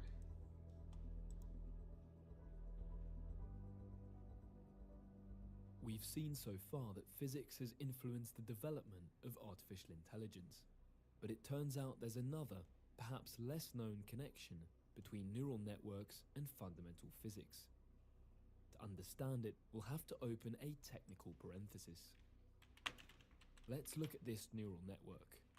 It takes two input values, transforms them, and produces an output. Overall, the network acts as a mathematical function, taking two inputs and returning an output.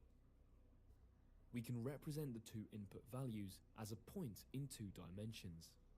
Our neural network behaves like a field, assigning a value to every point in space. In physics, fields are very useful for describing temperature in the atmosphere, velocity in a fluid, or even gravity. In our case, the values of the field depend on the parameters of the network. By adjusting them, we obtain different values. Let's focus on one point. The network assigns it a certain value. If we change the network's parameters, we get different outputs. Let's randomly change the coefficients and visualize the superposition of all the values. Among all these numbers, we can see that some appear more often than others. The outputs of the network follow a certain statistical distribution. We are more likely to obtain certain values than others. Of course, the distribution of values is not the same if we look at another point. It also changes if we increase the number of neurons in the network.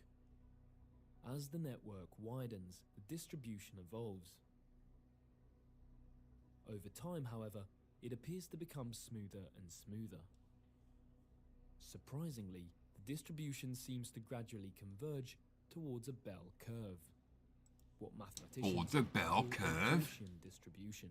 What's the two differences between that? Surprisingly, this is true for all input values, regardless of the number of layers in the network. Thus, almost all neural networks converge towards this type of distribution when they become infinitely wide. We have got to the point where literally anybody 1287 without knowing how to code. King. This is Base 44. This is the first look at the current industry-leading AI app builder, and you wouldn't believe the kind of apps that people are creating. Smart nutrition apps, inventory trackers, onboarding tools, you name it. And if the only thing stopping me from making the app is the... All of this has been established for about 30 years. In 1995, Geoffrey Hinton's student Radford Neal discovered that very wide neural networks tend towards Gaussian processes. Fast forward to 2020, and a team of researchers at the newly formed IFI proposed an unexpected correspondence between this phenomenon and the behavior of quantum fields.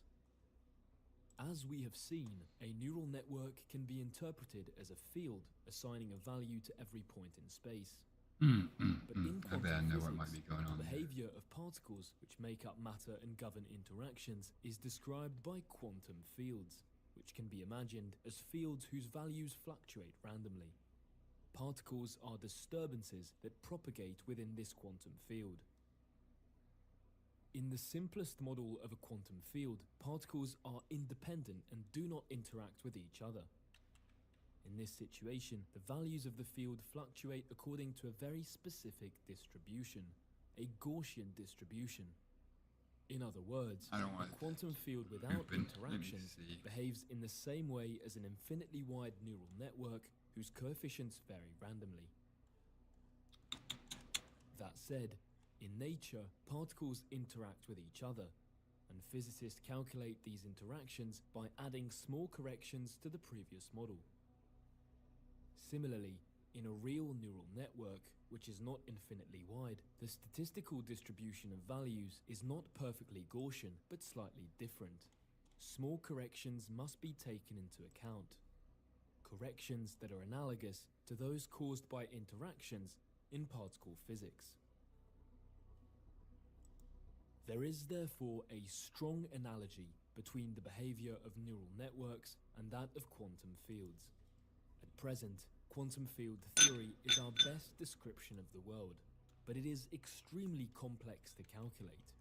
For instance, simulating the behavior of quarks within the nucleus of atoms is already a colossal challenge, even for the most powerful supercomputers. Some physicists now believe that neural networks could offer a new way of approaching these problems. They can already reproduce the statistics of a free field without interactions.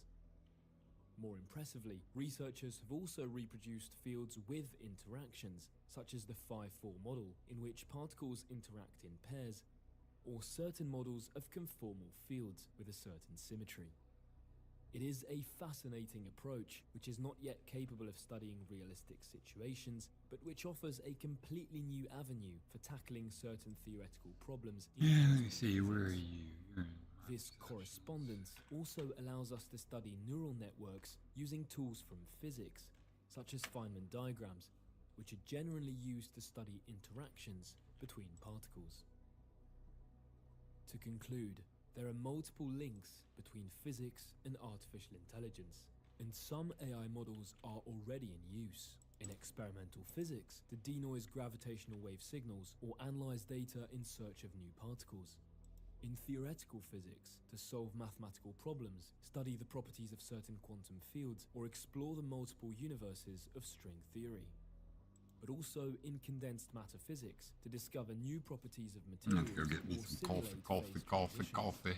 Be right back though. Finally, in astrophysics, in order to trace the formation of certain structures, reconstruct images distorted by gravitational lensing, or even map the presence of dark matter in galaxies. That retains Conversely, absolutely tools from nothing. physics can also help us better understand AIs, which are often perceived as black boxes that are difficult to interpret.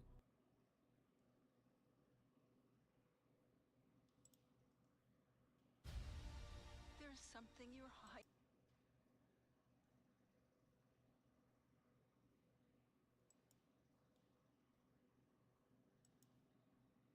Is about the fundamentals of artificial neural networks, which is what people usually mean these days when they talk about artificial intelligence. Large language models, image and video generators, image recognizers, some game-playing bots, content recommenders like the YouTube algorithm, protein folding predictors, and many more. All of these systems are built from artificial neurons. So, to begin to understand how they work, we're going to focus on small systems with a single artificial neuron. And by the end of the video, we'll develop a solid understanding of what an artificial neuron is, the kinds of situations where it can be useful, how to get it to learn, and even though it'll just be one small building block, we'll still be able to see the core of how these larger systems work. And in the next video, we'll continue combining neurons to start to see how they can learn to perform more complex tasks. So let's begin with an overview of what an artificial neural network is at all, and then we'll dive into that single neuron example in excruciating detail.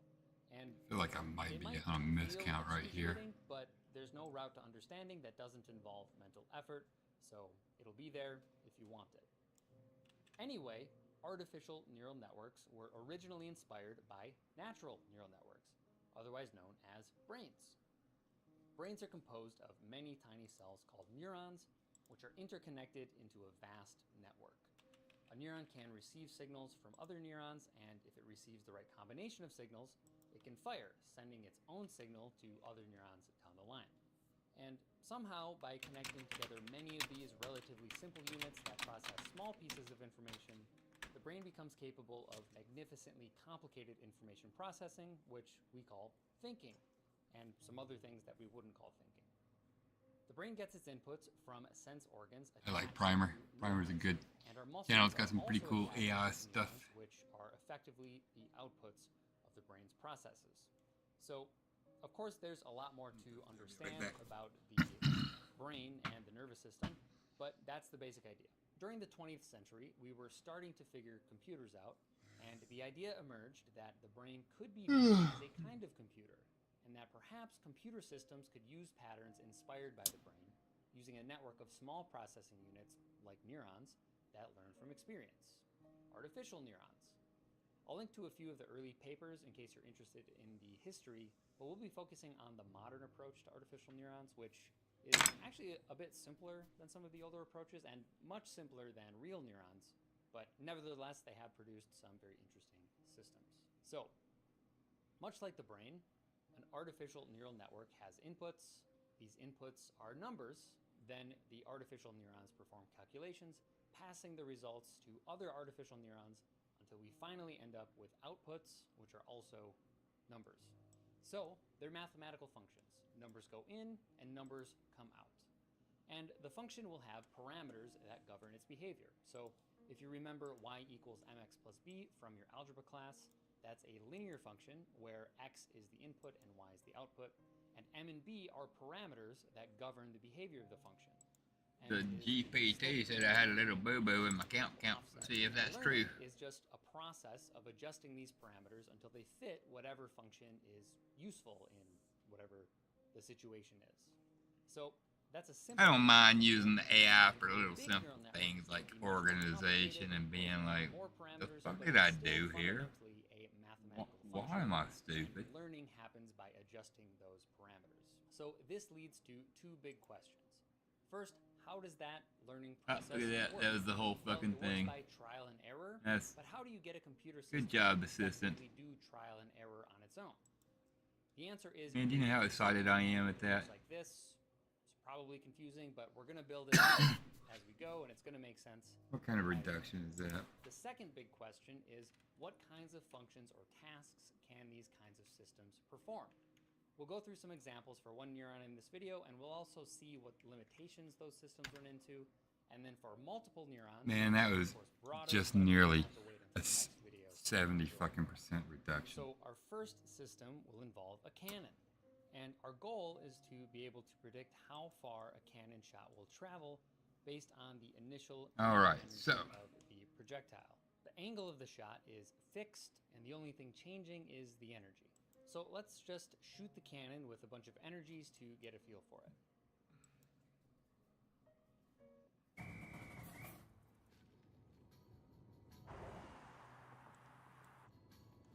You okay, big guy? I'm good. You're kind of sweating. man, that would be great if I can if I've reduced the observation load by 70%, if I could increase the agent count by 70%, that'd be great. Exactly what a single artificial neuron does. The neuron remembers so a parameter called a weight. Anything that I really need to weight fucking an do. initial value of 1. Why not?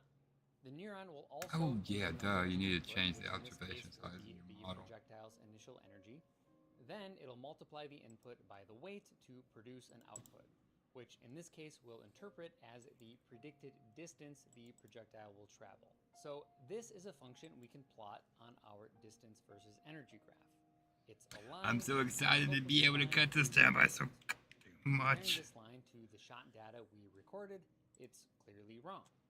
These points are the actual observed data, so if the neuron were doing a good job, the line would go straight through the points. We could manually adjust the weight to get a good fit, but we're trying to build toward a system with a whole bunch of weights which we don't know how to adjust manually. Right? That's the whole I have no point. idea how well this is going to work. We Learn shall see. something we don't quite know how to specify. Excited to have it. So the learning process will have several steps. First, we'll I'm pick excited to have it Let's start with training again. Then we'll Been a feed it while. through the neuron to get the predicted distance. Next, we'll actually fire the cannon with that energy value and see where the mango lands. We'll subtract the actual distance from the predicted distance to find the error in the neuron's prediction. So we've done the trial and we found the error. Now lastly, we need to do that key part where we make an adjustment based on the error. If the error is a positive number, the prediction was too high, so the weight should have been smaller, and we can... Sorry, you can't see my little And if the error is a negative, the weight should have been bigger. movements so in the background, just upward. And getting for now, we'll adjust by 0. things ready to So compile let's this let and process run a bit. start it running.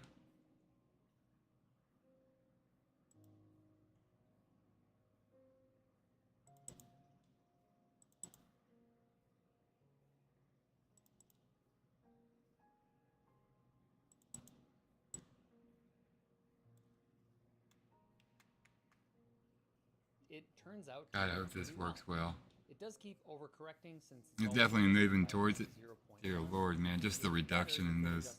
I'm gonna stop going on about it, but damn, man. longer to get in the right ballpark. This value is called the learning rate. And finding the right learning rate usually takes some experimentation and the right trade-off between learning quickly and avoiding these overcorrections. So that's the essential idea with neural networks. You start with a function with random parameters, then repeatedly test how it works and adjust those parameters as you go until it starts calculating good results. Just trial and error.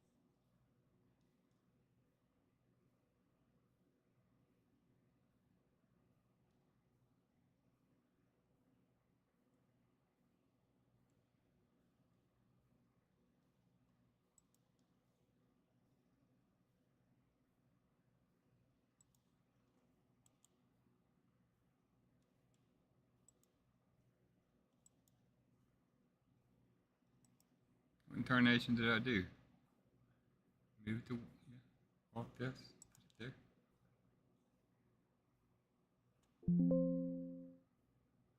And what's it saying this shit for? Failed to move assets. Why is it saying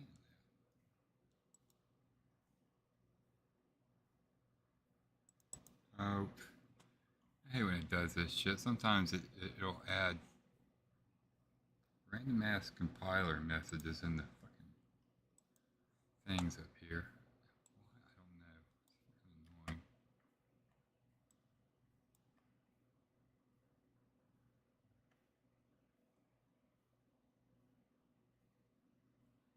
Why would you put that in there? So weird.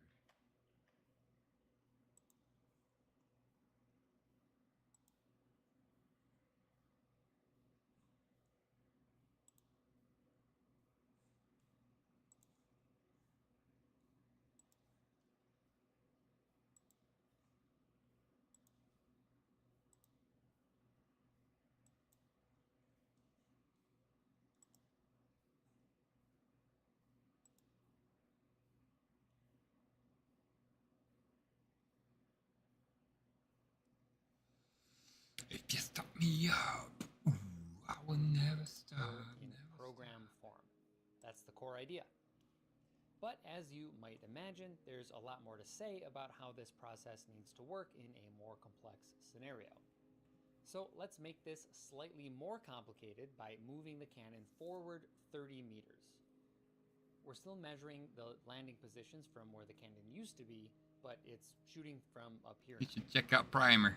If we collect some data from this situation, Really nice we get a graphics line and with math. the same slope as before, but now it starts at a distance of 30, since that's where the cannon is. If we try to get our neuron with one weight to learn this new function, well, it can't really do it.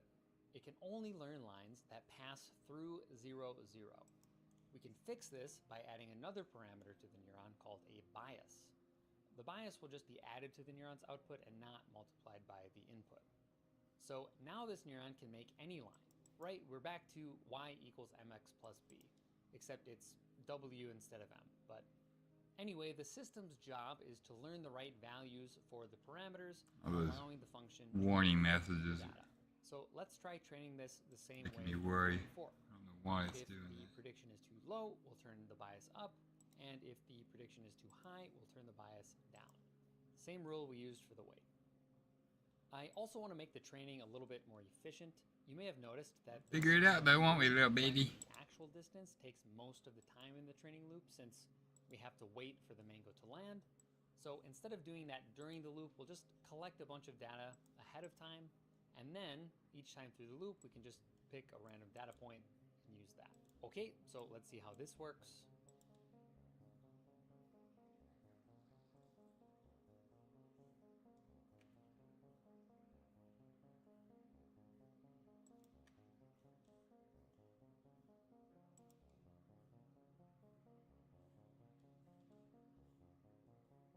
As I foreshadowed, it turns out to not work. What this line really needs is to have a higher bias and a lower weight.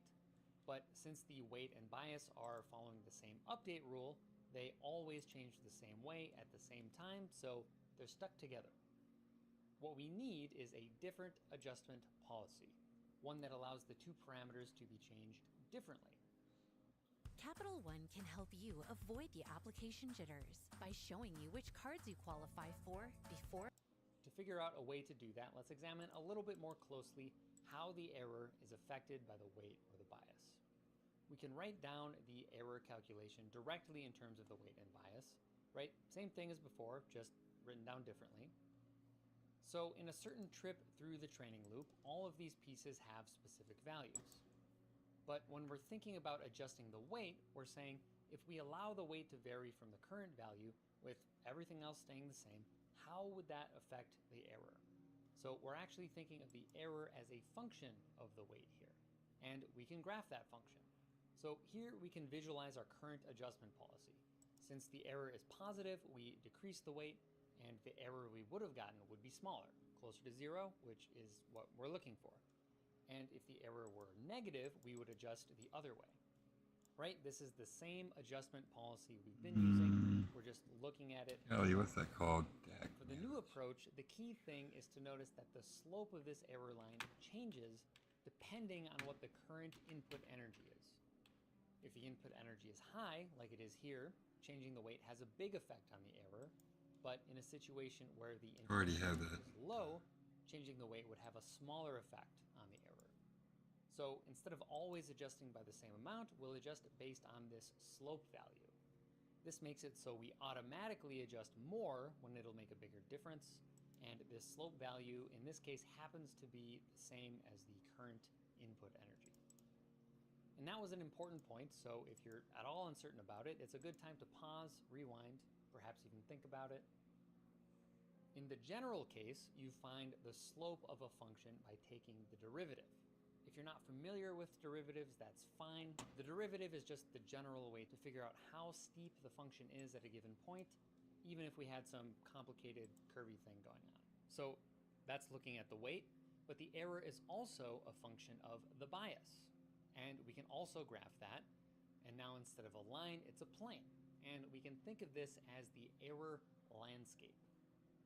As we adjust the weight and the bias, we're moving to different points on this landscape, trying to find an error as close to zero as we can get.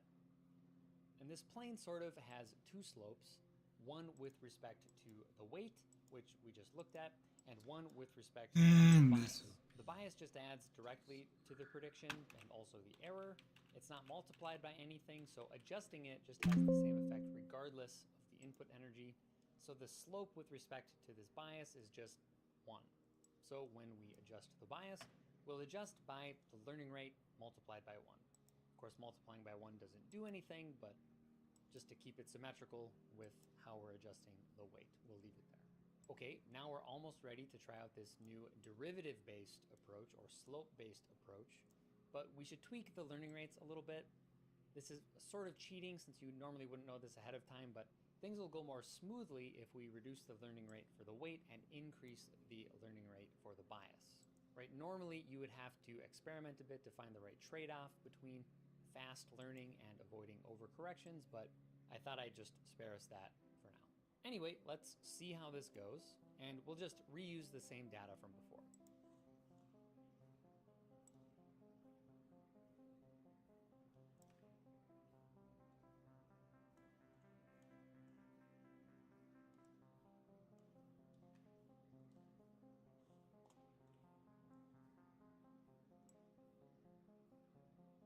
And hey, it ends up working pretty well. We could turn the learning rates down to refine the result a bit, but this is good enough for what we're trying to do. And you might see a resemblance between this adjustment rule and the preview of gradient descent I showed earlier. And it's essentially the same thing, but there's a few adjustments we can do to make them match. First off, we're treating the weight and bias in the same way, so we don't really need to list them out as separate parts of the process. We can unify the adjustment statements by just saying we adjust each parameter by a learning rate times the derivative of the error function with respect to that parameter. Okay, and one last thing. We currently have a slightly different rule based on whether the error is positive or negative, but it would be nice to just have one rule that we always follow. So instead of working with the error, we'll calculate the absolute value of the error, which just means that if the number would be negative, treat it as positive. So now the function output is never negative, so we never need this rule for when it's negative. At first, it might seem like we're throwing some functionality away here, but it'll actually result in the same exact adjustments as it did before. In places where the value flipped from negative to positive, the slope also switched, but in the other direction from positive to negative. So in those situations, the parameters will still increase just like they did with the other rule. So that was kind of confusing thinking through the swapping of the negatives, but this does have some nice properties.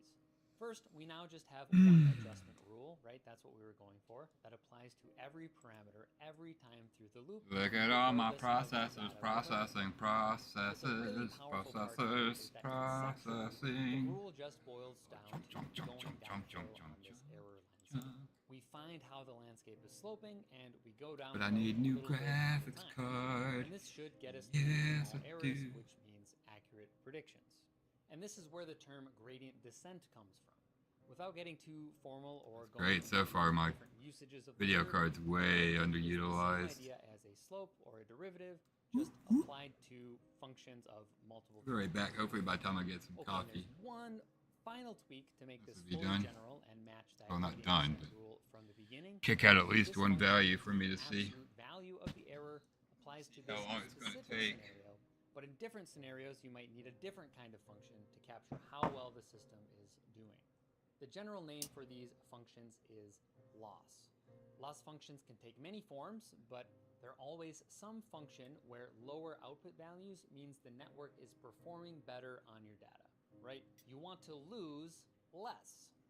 It can be a challenge sometimes to figure out what that loss function should be for your situation, but once you find a good one, you can train a neural network to descend in the landscape defined by that loss function, and then it will learn to perform the task. So at long last, that's the universal rule for how these things perform trial and error. For each parameter in the network, we'll find how the loss function is sloping with respect to that parameter, and then we'll go downhill a little bit in that direction and repeat. My energy bill dropped from $150 to $50 by doing this. My friends laughed at me when I spent $49 on a power saver device that could cut my energy bill in half. They thought I got scammed. But when I showed them my super low energy bill, they were blown away. Check that out. This is our current energy bill. This is our last energy bill. And as you can see, over a 56% difference.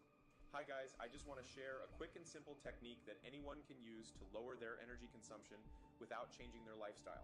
With this method, you can keep cooking, baking, gaming, running your dryer, wash at 90 degrees, and keep your heater running like you used to before. This method can essentially cut your energy bill in half by optimizing your home's energy grid. It lowers your energy bill by anywhere from 20% to 50% by bypassing the spikes in your home's current, which can lead to significant savings on your energy bills. It was discovered by Carl, an electrical engineer during last winter, when, like many of you, he was hit with ridiculously high electricity bills. His energy provider was charging him over $165 a month. It was insane, so he decided to do something about it. As an engineer, Carl knew the power grid we're all connected to isn't perfect. Millions of tiny energy spikes are constantly flowing into your home's grid. These spikes send excess energy into your devices, causing them to use more energy than they actually need. This is bad news for your appliances and your energy bill. Think of it like a bucket that's overflowing 24/7 without you even knowing. It's a massive waste, right? And of course, energy providers don't bother telling you about it or try to fix the problem. So that's exactly what he set out to do. Carl figured that if he could use Nikola Tesla's theory to streamline the current flowing into his home's grid, it would lower his energy consumption at the end of the month. So he built a prototype that uses the Tesla coil principle to stabilize electricity usage, cutting out all the spikes of energy you don't even use but still get charged for. He plugged it into an outlet in his house and let it sit there for a month. When he received his monthly energy bill, his jaw dropped. His bill went down from $165 to $62. It didn't just work, it was a massive difference. After Carl shared the results of his prototype on social media, investors lined up. He teamed up with a product engineer to bring this energy-saving device to the market. It's called EcoWatt, and it's this little plug-and-play device that can literally cut your electricity bills in half. Here's how it works. Super simple. You just plug it into any empty power socket in your home, and it gets to work smoothing out your power grid. That's it. Sorry, I hate that ad. Sorry. Sorry. Okay, so Crikey. that's the Canon predictor. Alright then, alright. But there's still more to learn. We've got about what a one. single neuron can do.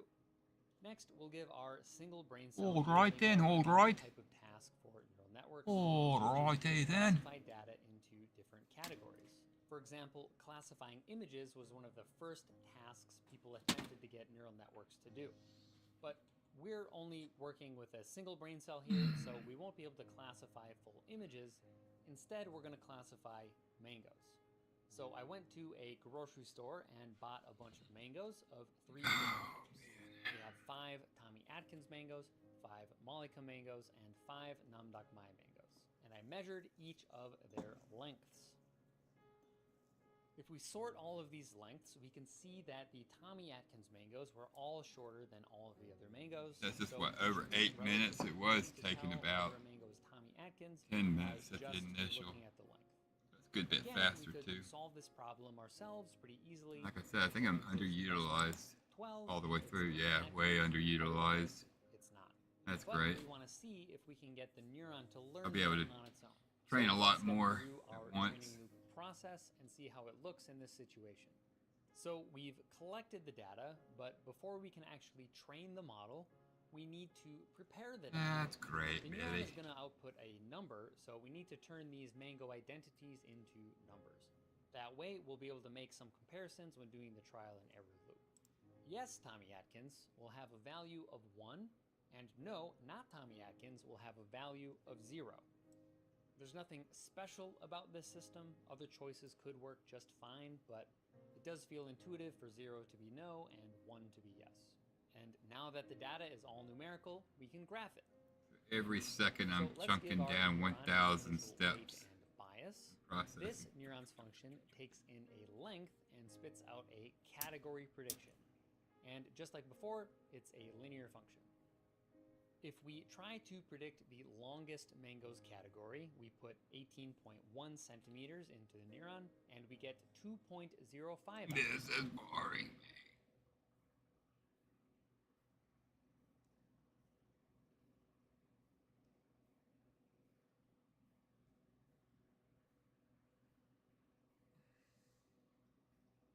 I'll let this run for a couple of chunks and we'll see what it does.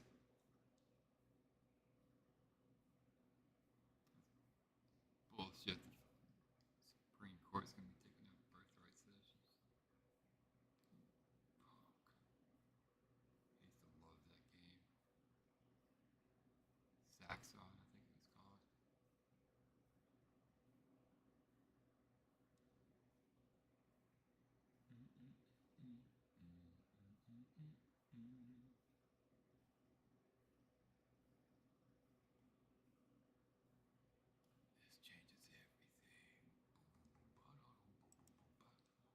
Imagine being able to build an app. Why do these punks gotta do better than me?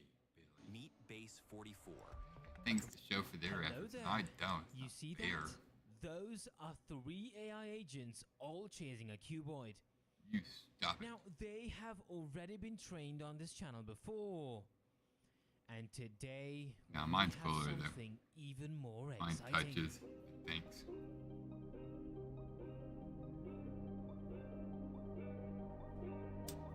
This is a centipede, a multi-legged organism. What's on, David? Oi! Lemuria pods. At the moment, it is nothing.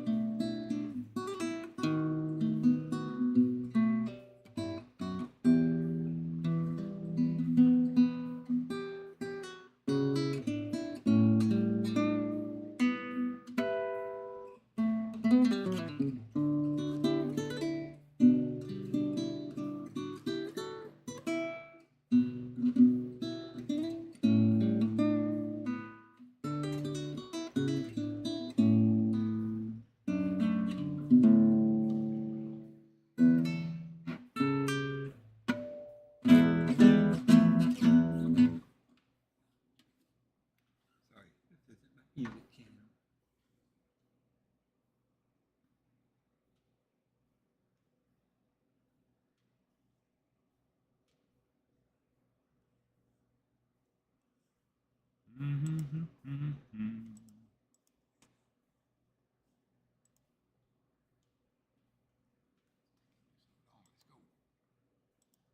a 3D model capable of nothingness. In order to bring it alive, it needs a brain. Ladies and gentlemen, let's call the brain a neural network.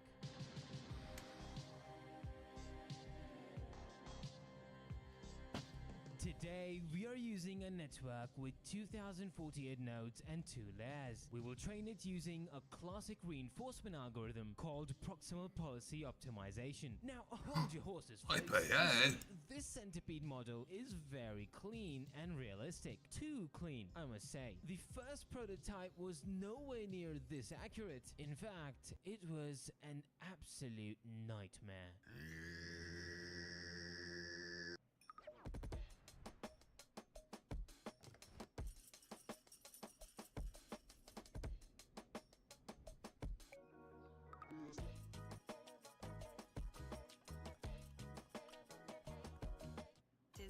To score the perfect gift at Dick's. Find top styles from brands like Nike and Maxfly, and trending looks from Adidas, FP Movement, and more. Plus, shop kids gifts that wow, from bikes to sneakers. Shop in-store or on the Dick's app, and online. Every holiday starts at Dick's. Ladies and gentlemen, introducing He Don't Bite. This mutation has 7 body segments and 14 elongated limbs. We will now attempt to train this creature to walk. To achieve this, we will give the AI full body control over all of its limbs. Precisely 2 degrees of freedom per leg in the Y and Z rotational axes. Third. We will reward the AI for matching the arrow's direction and maintaining velocity as fast as it possibly can. For Yeah, I don't have an arrow. The neural network, the XYZ angles. I don't want it knowing where the thing goes until it knows where the thing goes, because it found the thing by its vision. For angular velocities over time. Each leg is equipped with a ground detection raycast. This provides the agent live data of its distance to the ground. Gentlemen and ladies, we are now ready for our first training session. Let's find out how such a creature would walk if one were to exist in nature.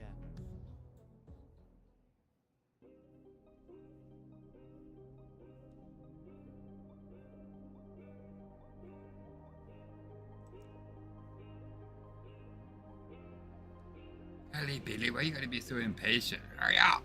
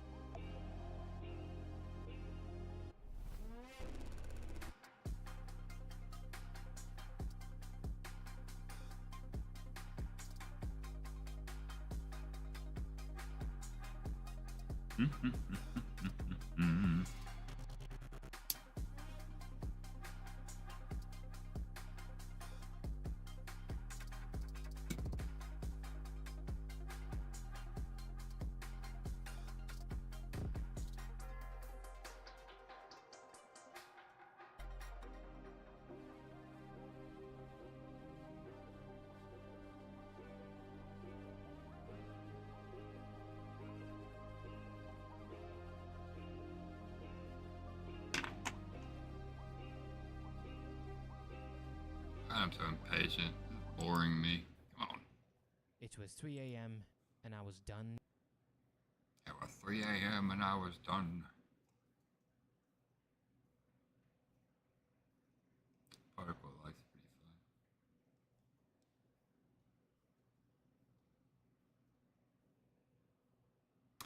Well, I think I'm just going to kill this for right now. I'll let y'all see what happens tomorrow's train. For a while and see what's what. Take a break, do other things. Smooches, au revoir. Marky Bakay. I thank all you.